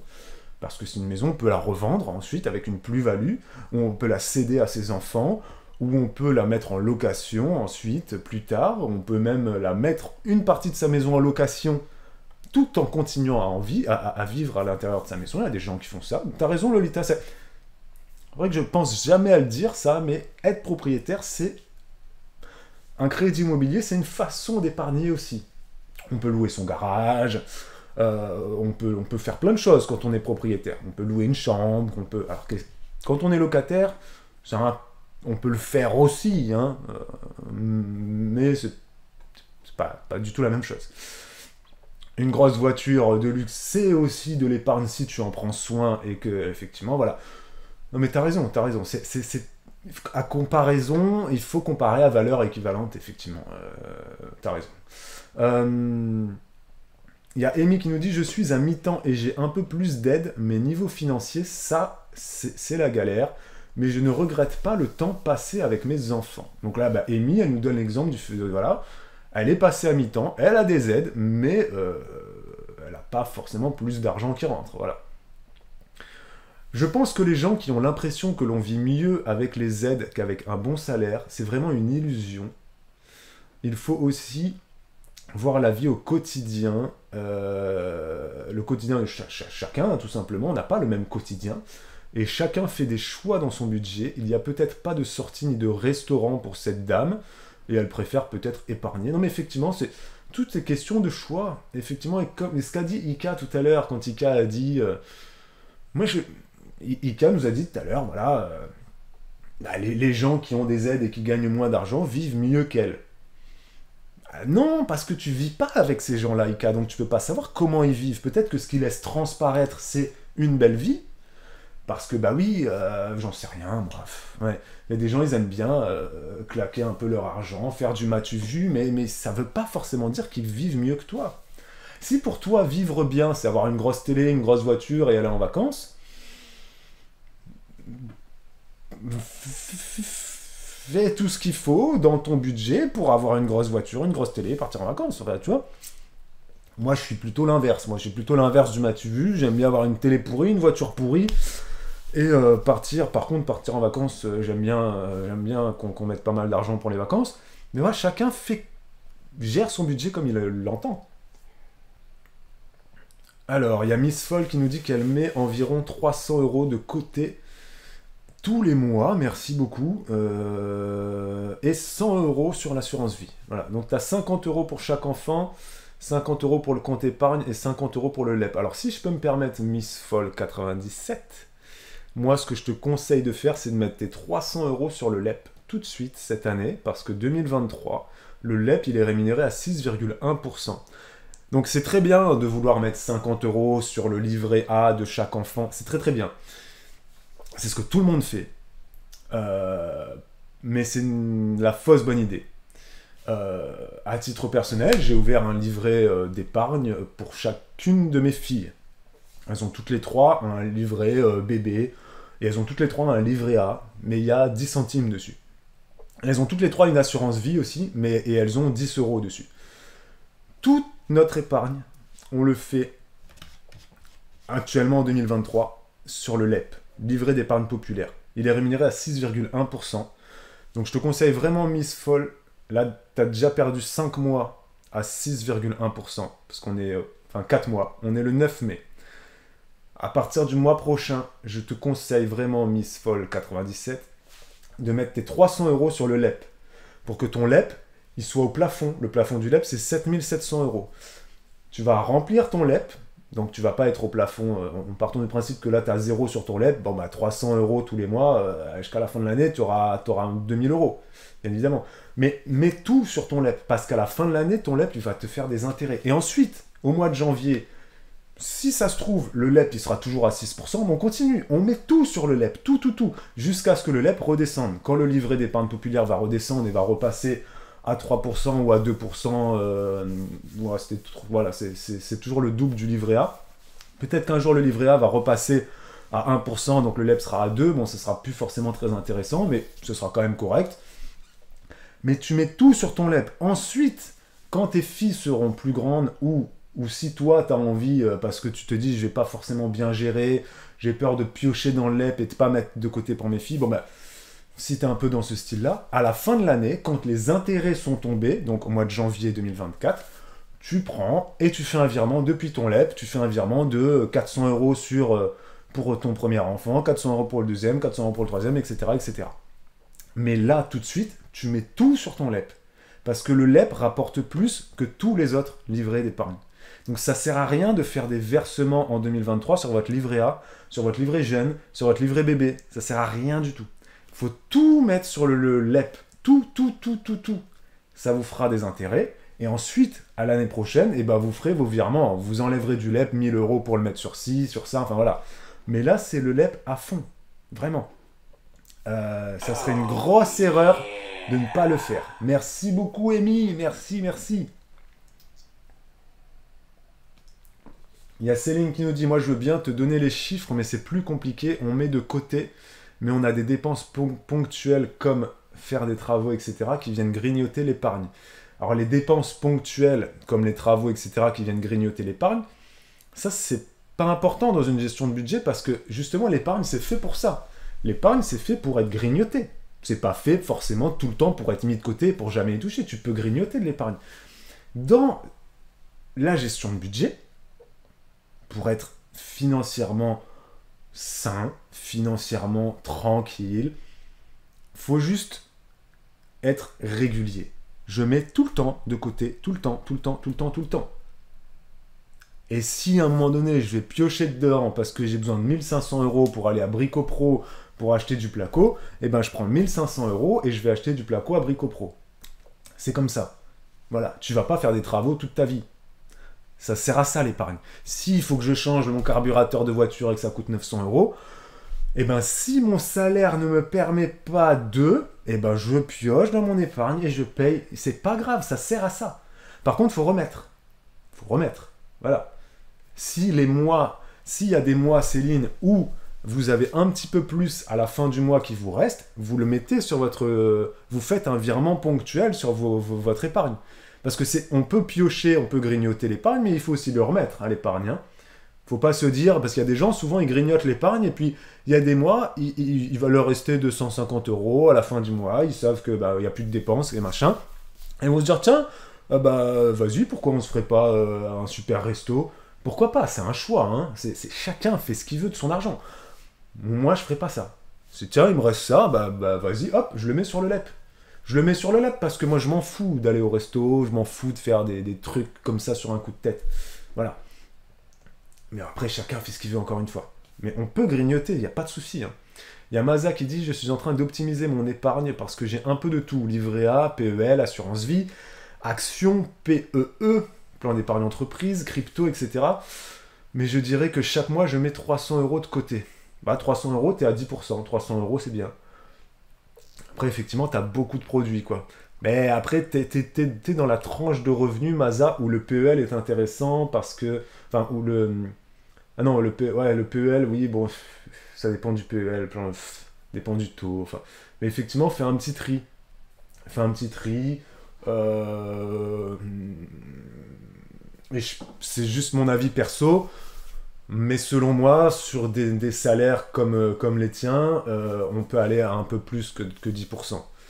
Moi, très clairement, je pense que quand on a plus de 2500 € net tous les mois, on peut mettre au moins 15% de côté. C'est largement possible. Donc, c'est petit peu par petit peu, hein, 20% de plus, 20% de plus, 20 € de plus, tu vois, mais je pense que c'est possible. Il y a Amy qui dit on gagne 2300 € à 2 et on arrive à mettre de côté entre 300 et 400 €. C'est très bien ça, voilà, c'est parfait là. C'est très très bien. Il y a Céline qui dit je suis en congé la semaine prochaine et je serai disponible à 100% pour faire une analyse. Céline, franchement, si tu veux, sur Instagram, tu m'envoies. Ou alors en chuchotement Twitch, là, si t'as pas Instagram. Je sais que sur Twitch, il y a des messages privés, là, c'est des petits chuchotements, là. Je sais plus trop comment faut faire, mais tu vas trouver, je le sais. Tu m'envoies le détail de vos revenus, vos impôts, crédit immobilier, sur tout ça, et combien vous mettez de côté. Et ensuite, après, tu peux analyser les autres postes de dépenses. Voilà. Les assurances, la nourriture, et puis les petites dépenses, Internet et compagnie, quoi. Et franchement, la semaine prochaine, moi, j'analyse ton budget sans aucun souci, gratuitement en plus, tout est gratuit. Si tu as envie de t'abonner, c'est bien. Ça fait plaisir. Tu es déjà abonné, voilà, c'est très bien. Il y a Amy qui nous dit d'ailleurs, je te remercie, j'ai réussi malgré le voyage en Côte d'Ivoire le mois dernier à conserver mon épargne. On arrive maintenant à 6500 € d'épargne. Trop contente, j'ai jamais eu une telle somme. Bravo à vous deux. Si vous mettez 400 € de côté, franchement, Amy, c'est très bien parce que vous gagnez 2300 €, vous mettez 400 € de côté. C'est-à-dire que vous mettez quasiment 20% de vos revenus de côté. Donc c'est vraiment bien, c'est vraiment très bien ça, hein. Franchement. Hein. C'est-à-dire que vous vivez de façon très sobre, vous faites attention, vous savez ce que vous dépensez, donc ça c'est vrai. Voilà. Céline qui nous dit, c'est vrai que mon crédit immobilier, je devrais le voir comme une épargne, ça aiderait psychologiquement. Effectivement. Merci à Lolita qui a dit ça encore tout à l'heure. Oh mais tu as trop raison, je fais le virement de suite pour le LEP. Du coup, tu notes ce qui revient à tes enfants pour remettre ensuite point d'interrogation. Non, moi je fais pas ça pour mes enfants, Amy. J'avais dit que je vous ferais un live spécial sur comment je vois l'épargne pour nos enfants et qu'est-ce qu'on fait pour nos enfants. Et je vous dirai ça, quand je ferai le live spécifiquement. Je note rien pour mes filles. C'est un peu anarchique ma façon de gérer mon épargne malgré ce que ça en a l'air. Mais je vous redirai ça. En gros, mes filles, depuis qu'elles sont nées, il n'y a rien sur leur épargne. Il y a 0. Il y a 0 €. Je vous dirai pourquoi. Elles ont des comptes à leur nom, mais il n'y a rien dessus. Il y a 10 € et 10 centimes. Voilà. Et je vous dirai pourquoi est-ce qu'on fait ce choix-là. Et je vous dirai ensuite comment on envisage la succession, j'allais dire, comment on dit Célia, enfin la donation, quoi, bref, qu'est-ce qu'on donnera à nos enfants plus tard? Est-ce qu'on leur donnera de l'argent à 18 ans, à 20 ans, à 14 ans, est-ce qu'elles commenceront à avoir un compte? Tout ça, je ferai un live spécial sur comment je vois l'argent pour mes filles. Voilà, je vous redirai ça. Qu'est-ce que ça? On peut parler, hein. Qu'est-ce qu'il y a? Rien. Ah, d'accord. Il y a Hugo qui passe et qui vient prendre une culotte. Non, je ne change pas de culotte, je prends des chaussettes. Elle prend une culotte. Une culotte en 2 morceaux avec un grand pied. Ouais. Donc, sache qu'il y en a beaucoup qui aimeraient te revoir en live et je disais qu'il y a peut-être un matin qu'on pourrait en faire un. Un matin ou un soir. Bah, à chaque fois que je te dis le soir, Bibou elle vient de me dire ou un soir. À chaque fois que je te dis le soir, tu me dis t'es pas motivé trop le soir. Non mais j'y avais pensé, il y a eu un jour où j'ai voulu faire un live un soir. Et T'as pas réussi à allumer l'ordi ça? Non, c'est pas ça. C'est qu'après j'ai oublié, tu vois. Du coup le temps a passé, je me suis dit, tu sais, je voulais faire ça tel soir et en fait, voilà. D'accord. Mais Ok. non mais... Tu peux débrancher mon téléphone s'il te plaît, il est chargé. Yes. Non mais un soir, faudrait qu'on en refasse un quoi. Oui, Ça. voilà, on fera ça de manière ultérieure. Mais oui, on va le faire, promis. On fait soit un vendredi, soit on fait genre mercredi avant le férié là. Mercredi soir. Parce qu'il y a férié, il y a le pont là. C'est bien mercredi, c'est... Oui, voilà. Mercredi... Mercredi prochain là, on peut Oui, faire on ça. peut faire ça. Mercredi...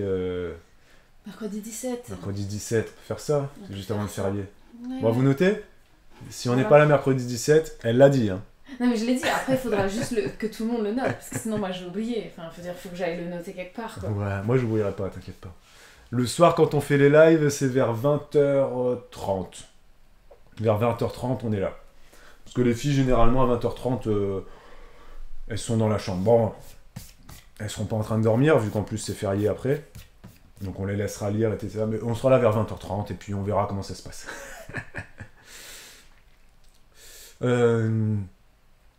Alors, tic, tic, tic, tic, tic, tic, tic. Il y a un plafond de revenus pour le LEP, bien évidemment, Daddy, etc. Tous les gens qui n'ont pas le droit au LEP, Yakuaya, vous pouvez mettre sur votre livret A. Le livret A, là, il est à 3%. Franchement, 3%, c'est bien, hein, c'est très bien aussi. Hein. Le LEP, il est à 6%, parce que c'est le double du livret A. C'est mécanique, c'est comme ça, la France, c'est voilà. Mais le livret A à 3%, c'est très très bien. Vous avez 22 950 € de plafond. Vous mettez tout votre épargne sur le livret A. Salut Rita, comment ça va? Salut, salut. Il y a Céline qui nous dit ma belle-sœur n'a pas de dépenses de travaux en HLM. Bah oui, mais effectivement, c'est pas la même vie. C'est pas la même vie, quoi, c'est ça. C'est pas la même vie. Et comme te l'a dit Lolita, Céline, on peut pas comparer les gens qui sont locataires en HLM et les propriétaires. Oui, les gens qui sont locataires au HLM, ils ont aucune dépense en travaux. Rien du tout. Les seuls trucs qu'ils vont faire, c'est refaire la peinture s'ils ont abîmé quelque chose, changer les ampoules, et changer les choses qu'ils ont cassées. Mais sinon, si le bailleur social, il veut tout faire, refaire toute la salle de bain, etc., eh ben c'est super. Pour ceux qui sont dans les logements sociaux, ils n'ont rien à payer. Mais comme te l'a dit Lolita, vois ta maison comme un investissement. Parce que oui, tu y vis, mais si tu veux, Céline, dès demain, tu peux mettre une chambre de ta maison en location sur Airbnb. Et tu peux avoir des gens qui viennent dormir chez toi. Il y a des gens qui le font, hein. Tu peux louer ta piscine, tu peux louer une partie de ton garage, tu peux louer une partie de ton jardin si tu veux, tu peux même louer une partie de ton allée, tu peux faire plein de choses, de ton allée pour les camping-cars, les vannes, ça dépend où tu habites. Mais il y a plein de gens qui le font. Quand on est propriétaire, on peut faire vraiment beaucoup de choses. Bon, même quand on est locataire, si on veut, on peut louer une partie du garage et se faire des revenus comme ça. Hein. On a le droit aussi, on a le droit de sous-louer une chambre, ça se fait, hein, mais voilà.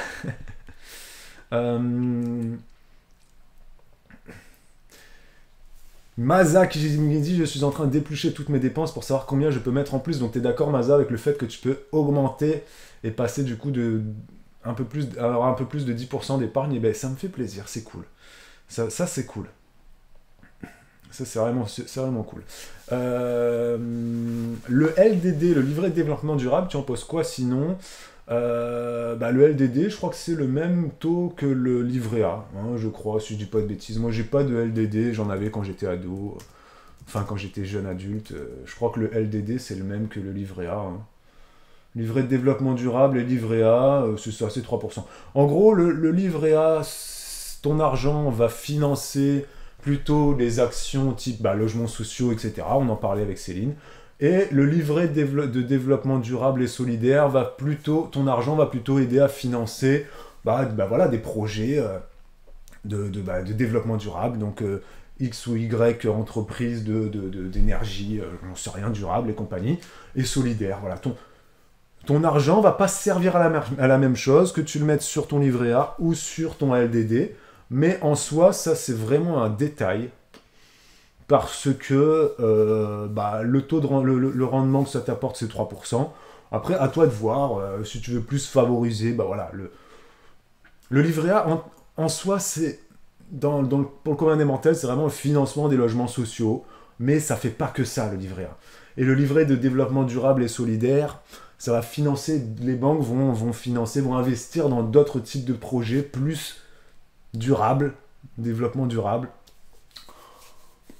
plus écologique peut-être, plus solidaire, mais en même temps le livret A aussi c'est des investissements dans du solidaire, hein. Enfin pour les logements sociaux, donc pour moi c'est la même chose, et c'est deux comptes qui devraient être fusionnés en fait, ça sert à rien, le LDD pour moi il sert à rien, on devrait avoir un livret A DD, voilà, le livret A développement durable, tout simplement, parce que je vois pas à quoi ça sert cette différenciation, ça sert juste à ce que les gens se posent la question de dire, alors tu penses quoi du LDD, pour moi c'est la même chose, et c'est débile que ça soit toujours pas fusionné, ces deux enveloppes, il n'y a aucune différence pour moi entre les deux, vraiment.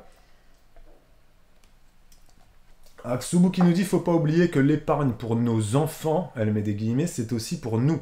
Pouvoir payer le permis, les études, etc. Ça n'a pas besoin forcément d'être séparé de notre épargne. Exactement, Aksubu, totalement d'accord avec toi. Pour moi, c'est plutôt l'épargne de la famille. Effectivement. Mais on en reparlera, Aksubu, que je ferai le live spécial sur l'épargne pour les enfants. C'est rempli. Vous avez noté dans l'agenda, du coup, pour le mercredi 17. Ok, c'est très bien. Alors, il y a Caro qui a envoyé un lien. Merci, Caro, pour les liens. À quoi sert l'argent du livret A et du LDD ? Vous pouvez voir ça si ça vous intéresse. Vous cliquez sur le lien que Caro vient d'envoyer. C'est pas les mêmes utilisations, hein, voilà. Livret A, le logement HLM, livret A, le prêt, ça permet aussi d'accorder des prêts aux collectivités locales. Le LDD, LDDS maintenant, ça sert à financer les PME, les travaux de rénovation énergétique, l'économie sociale et solidaire. Voilà. Et l'argent que vous épargnez sur le LEP, donc le livret d'épargne populaire, il est destiné à quoi ? Il est destiné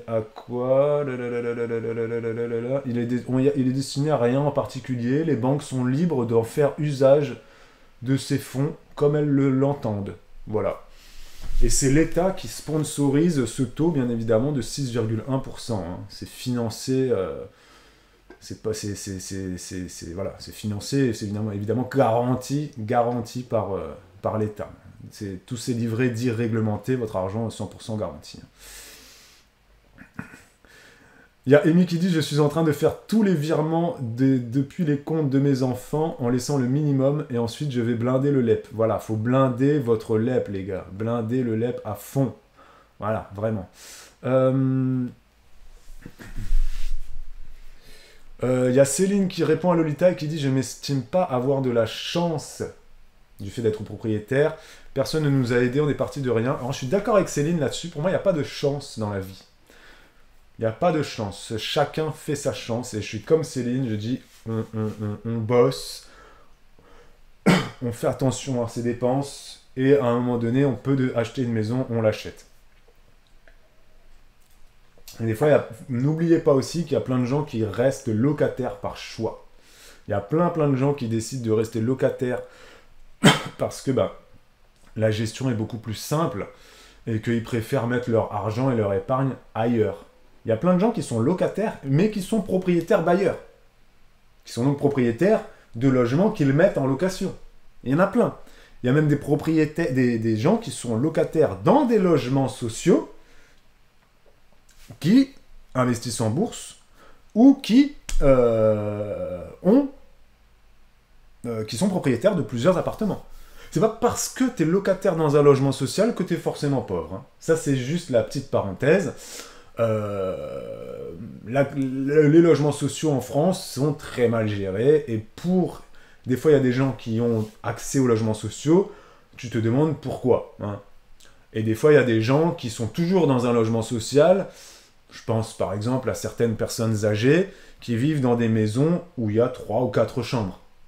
Des fois, tu as envie de dire, mais est-ce que je te foutrais pas un peu de ma gueule? Et à côté de ça, tu as des familles qui demandent à avoir des logements sociaux, à qui on va proposer, c'était Rita qui nous disait ça, des maisons, mais le loyer, il est à 2000 €, quoi, parce que c'est dans Paris, machin, enfin, tu vois.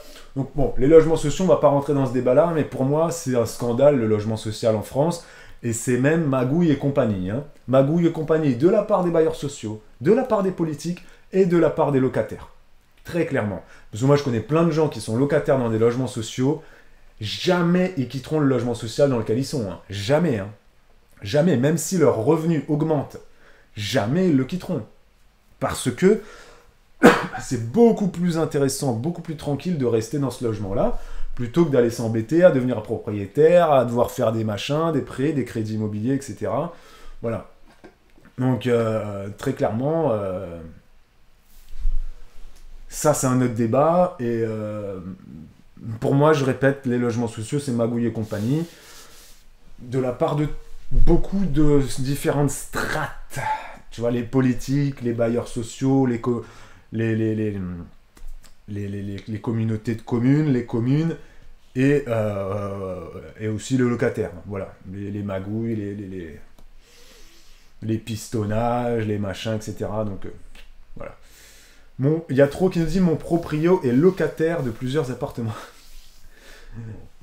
Ton proprio, il est locataire de plusieurs appartes.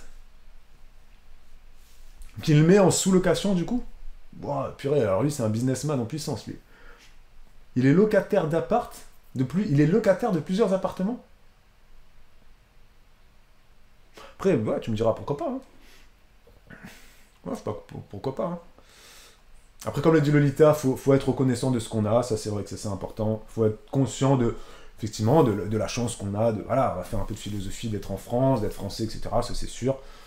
Et on va pas parler des logements sociaux, je vais vous laisser, parce qu'il est 11h40.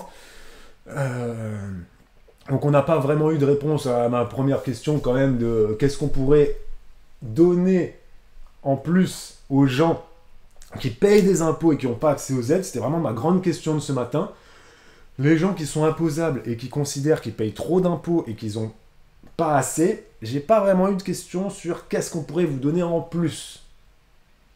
Après, si, les améliorations générales, les services publics, les crèches, les écoles, etc. Mais ça concerne tous les Français. Moi, j'aurais aimé qu'on trouve une réponse de les gens qui sont imposables, cette fameuse classe moyenne, qui paye des impôts et qui n'a pas accès aux aides, ou très peu. Qu'est-ce qu'on pourrait leur donner en plus pour qu'ils aient plus cette aigreur de... Ça se dit ça, cette aigreur, qu'ils soient plus aigris, tu sais. Souvent, tu sens comme ça, les gens se disent, putain, mais moi, j'ai pas accès à ça. Lui, il est plus pauvre que moi, il a accès à ça. J'ai l'impression qu'il vit mieux que moi. Tu sais, t'as toujours les gens qui sont dans cette-là, la classe moyenne, comme ça, qui... Tu sens, il faudrait quelque chose, mais je n'ai pas la réponse. Hein.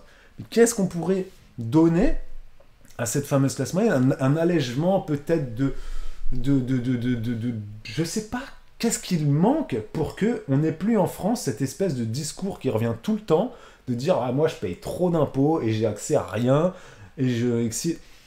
Moi, j'aimerais, dans l'utopie, qu'on arrête avec ce discours de comparaison, de revenus, d'aide sociale, de tout ça, mais j'ai pas de réponse. Je sais pas ce qu'on pourrait donner à la classe moyenne pour que on arrête avec cette... voilà, c'est tout le temps... tout le temps ce discours, quoi. En trop, tu disais, mon proprio a locataire et... ton propriétaire est locataire et il a plusieurs biens en location. Ouais, d'accord, oui, c'est ce que je disais tout à l'heure. Ouais. Il y a Caro qui dit, rien donner, mais baisser les impôts.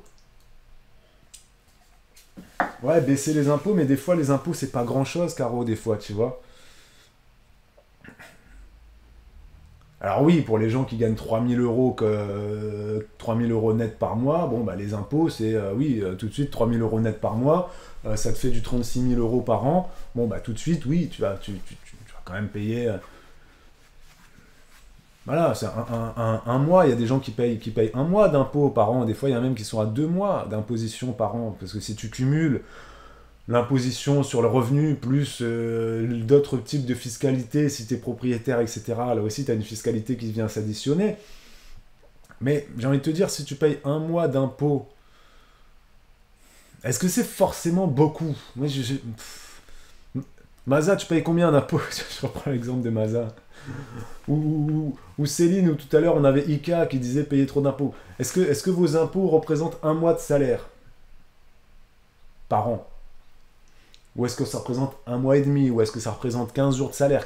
En termes de salaire, votre imposition, elle représente quoi? Quel est le poids de votre imposition pour tous les gens qui payent des impôts et pour tous ceux qui ont dit qu'ils ont payé trop? Après, c'est sûr, payer les impôts, bien évidemment, que tout le monde dirait que ce serait super.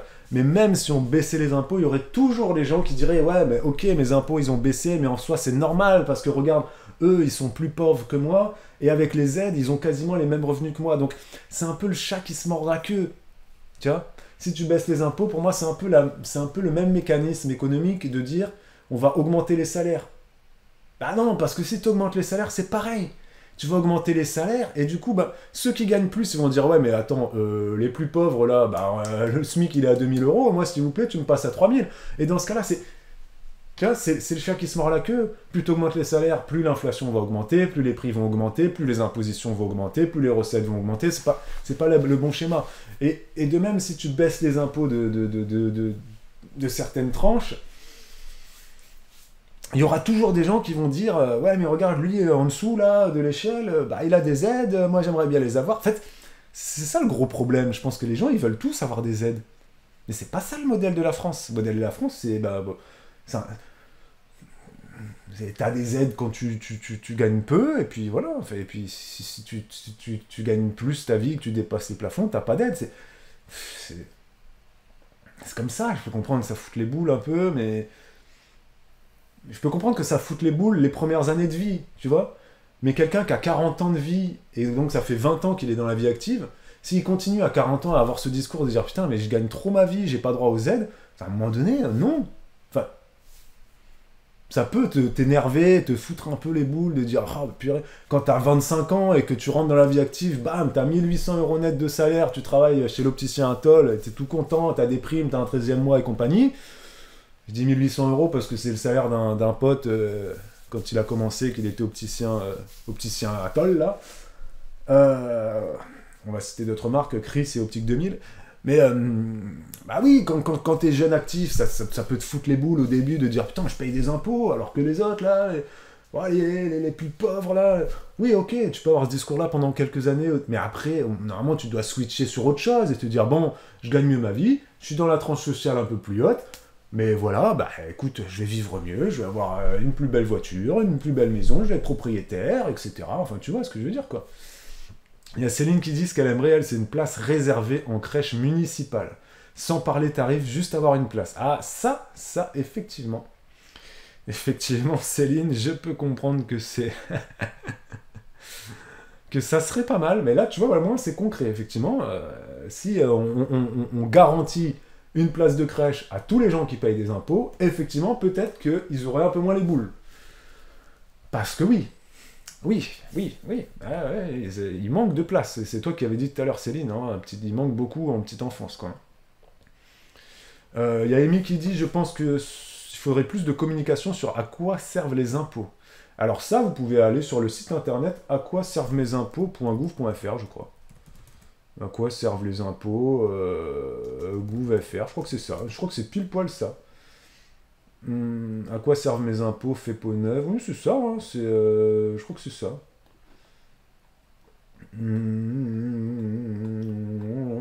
Accéder au site, voilà, tac. C'est même pas ça a changé, c'est en avoir pour mes impôts. Bon, vous allez sur le économie.gouv.fr, en avoir pour mes impôts, et là vous avez tout le détail de toute la charge de la dette, les dépenses par secteur, les dépenses pour l'éducation, Voilà. Bah, là, par exemple, pour 1000 euros d'impôt, il y en a 95 qui va à l'éducation. Protection sociale, il y en a 60. Non, protection sociale, non, qu'est-ce que je dis? Protection sociale, 572 euros. Sur 1000 euros, il y a 572 euros, donc 57,2% qui va pour la protection sociale. Donc protection sociale, bah, ça englobe plein de choses. C'est la sécurité sociale, évidemment. Tout. Voilà. Toutes les aides, le chômage, tout ça. La protection sociale de la France, quand même, pèse à 57% sur 57,2% des impôts, c'est ça.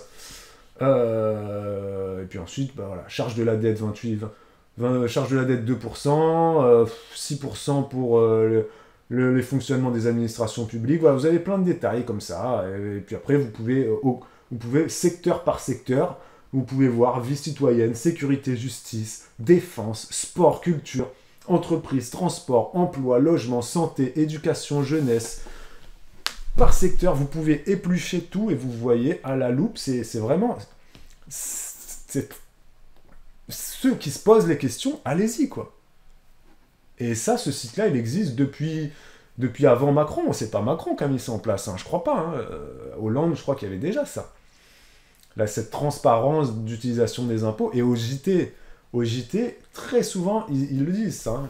À quoi servent mes impôts? Très très souvent. Donc, vraiment, allez voir, c'est très très bien fait. Il y a Ika qui dit, je gagne 2100 euros et je paye 3100 euros d'impôts. Donc t'es plus ou moins...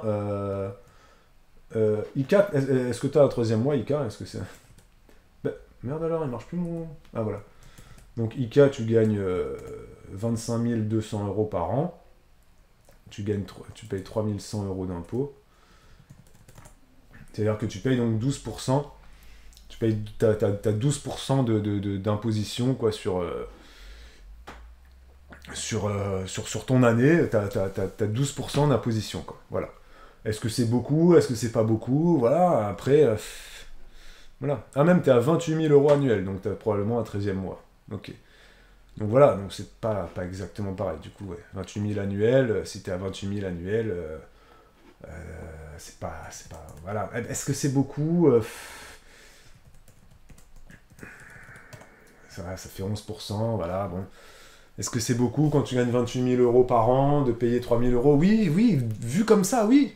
Oui, vu comme ça, ça fait beaucoup. Ça fait, tu lâches un mois, hein, tu vois, tu lâches 10% de ton salaire, quoi.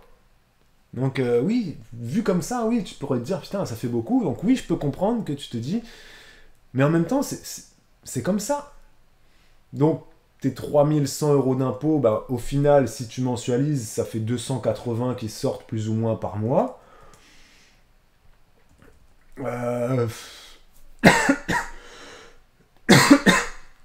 Étant célibataire sans enfant, t'as moins de dépenses qu'une famille, voilà, donc... Voilà. Donc là, Ika, tu nous dis, parce que t'es dans la tranche à 30%, après, t'es dans la tranche à 30%, Ika, mais... tu payes pas 30% d'impôts, t'as bien vu, hein, tu payes pas 30% d'impôts, Ika, tu payes 11% d'impôts, tu l'as bien vu, ça c'est quand même important. Tu es dans la tranche de 30% parce que tu bascules à un moment donné dans cette tranche de 30%, mais ça englobe les tranches précédentes, on est d'accord, tu payes pas 30% d'impôts, hein, Ika, tu payes 11% d'impôts, voilà. Donc oui, il y a une partie de tes revenus dans cette malheureusement ou heureusement pour toi, tu as basculé dans la tranche de 30%. Mais après, si tu as envie de redescendre, effectivement, comme tu l'as dit tout à l'heure, mets-toi à mi-temps. Peut-être que si tu te mets à mi-temps ou à 80%, tu vas redescendre d'une tranche. Ça va t'alléger aussi ta fiscalité. Après, ta fiscalité, si tu veux l'alléger, il y a plein de façons de faire. Plein de façons. Voilà. Le PER notamment, plan d'épargne retraite si tu veux. Tu peux l'alléger de plein d'autres façons, investi dans tel ou tel type d'immobilier. Enfin, y a beaucoup de façons de s'alléger aussi, de défiscaliser. Hein. Il y a plein de façons. Hein. La défiscalisation en France, il y a moult. En France, il y a énormément d'aides, mais il y a aussi énormément de dispositifs de défiscalisation qui existent. Alors c'est un peu piégeux parce que tu défiscalises, mais ensuite du coup tu deviens aussi propriétaire d'autres types de biens, etc. Donc bon, voilà, c'est ça plus ça plus ça. Mais n'oublie pas que c'est possible de défiscaliser en France. Tu peux le faire par de 50 000 façons différentes. Et si tu n'as pas envie de payer 3100 € d'impôts, tu peux te dire que tu vas donner à X ou Y association, tu vas employer un jardinier, employer une femme de ménage, etc. etc. Voilà.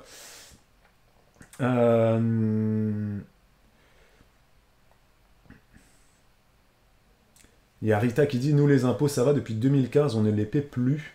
Et c'est eux qui nous payent pour les centres de loisirs. Alors, de ce côté, je ne suis pas concerné. » Oui, bah, depuis que tu as les enfants, c'est ça, ça change un peu. Il y a Céline qui dit qu'elle paye en impôts, elle paye presque 2 mois de salaire par an. Ouais, c'est ça, c'est ce que ma mère payait en impôts. Ma mère a gagné sa vie confortablement. Enfin, gagner sa vie confortablement, encore une fois, ça dépend de où tu te places dans l'échelle sociale. Mais voilà, c'est vrai que 2 mois de salaire, c'est entre 1 et 2 mois. Voilà. ICA c'est 1,2 à peu près, on va dire. Hein, voilà. 10% de salaire. Mais voilà, après... Là, Céline, tu dis que vous payez presque 2 mois de salaire net par an. Voilà, vous êtes à 2. Comme tout à l'heure Lolita a dit, faut aussi relativiser. Et se dire que quand on gagne bien sa vie, bah voilà.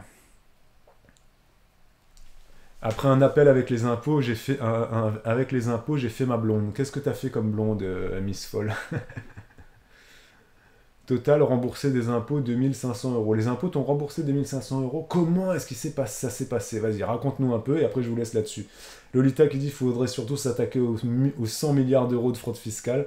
Alors, je m'étais ouvert, pour te dire Lolita, ce matin, je m'étais ouvert une fiche sur la fraude fiscale et sur la fraude sociale.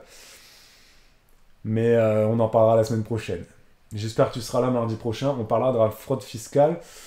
Bercy commence à cibler les ultra-riches et les grosses entreprises. Donc on va un peu analyser ce que Gabriel Attal, ministre chargé des comptes publics, souhaite mettre en place pour enfin taxer les grosses entreprises et Amazon et compagnie. On va voir, hein, on va voir si c'est suffisant. On va déjà voir ce qu'il propose.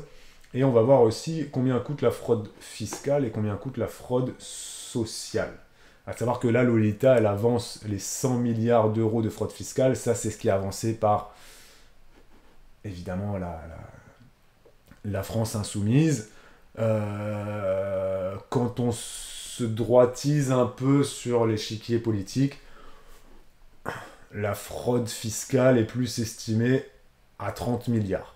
Donc on va dire que la fraude fiscale se situe entre 30 milliards dit par la droite et 100 milliards dit par la gauche. Donc moi j'estime que la fraude fiscale en France représente 60 milliards.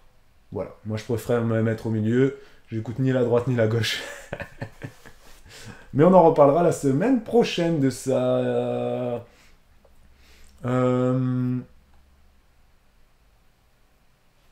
Ah, Miss Foll, t'avais oublié de reporter les frais de nounou. Tu pensais que c'était automatique. Non, il faut toujours déclarer les frais de nounou pour avoir accès au crédit d'impôt, bien évidemment.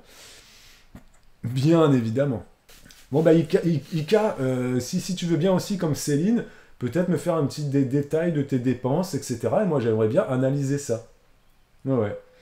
Ouais, je verrais bien analyser ça. Sans problème. Parce que là, tu nous dis... Ika nous dit j'épargne avec ce qui me reste et je fais rien d'autre, pas de plaisir perso. J'aimerais bien, Ika, que tu me dises un peu ça. Voilà, j'aimerais bien analyser. Je vais vous laisser parce que là la pub se lance. Je suis pas la France insoumise, Lolita nous dit. Non, mais Lolita, c'est la gauche, ils estiment à 100 milliards et sinon c'est 30 milliards par la droite et c'est des chiffres qu'on retrouve sur tous les sites du gouvernement. Hein. Voilà, c'est estimé entre 30 et 100, mais c'est une grande fourchette. Mais on en reparlera. Donc je redis, hein, vous pouvez m'envoyer vos dépenses en chuchotement Twitch. Moi j'aimerais bien analyser ça. Je vous embrasse, donc je vous donne rendez-vous jeudi matin pour un live actu. Et avec Bibou, du coup mercredi 17, vous avez noté aussi, là la pub est lancée. Donc ciao les amis, merci pour votre écoute. Merci pour vos réabonnements. N'hésitez pas à vous réabonner, tous ceux qui ont Amazon Prime, ça nous aide énormément. Ciao les amis, prenez soin de vous. Et bon appétit.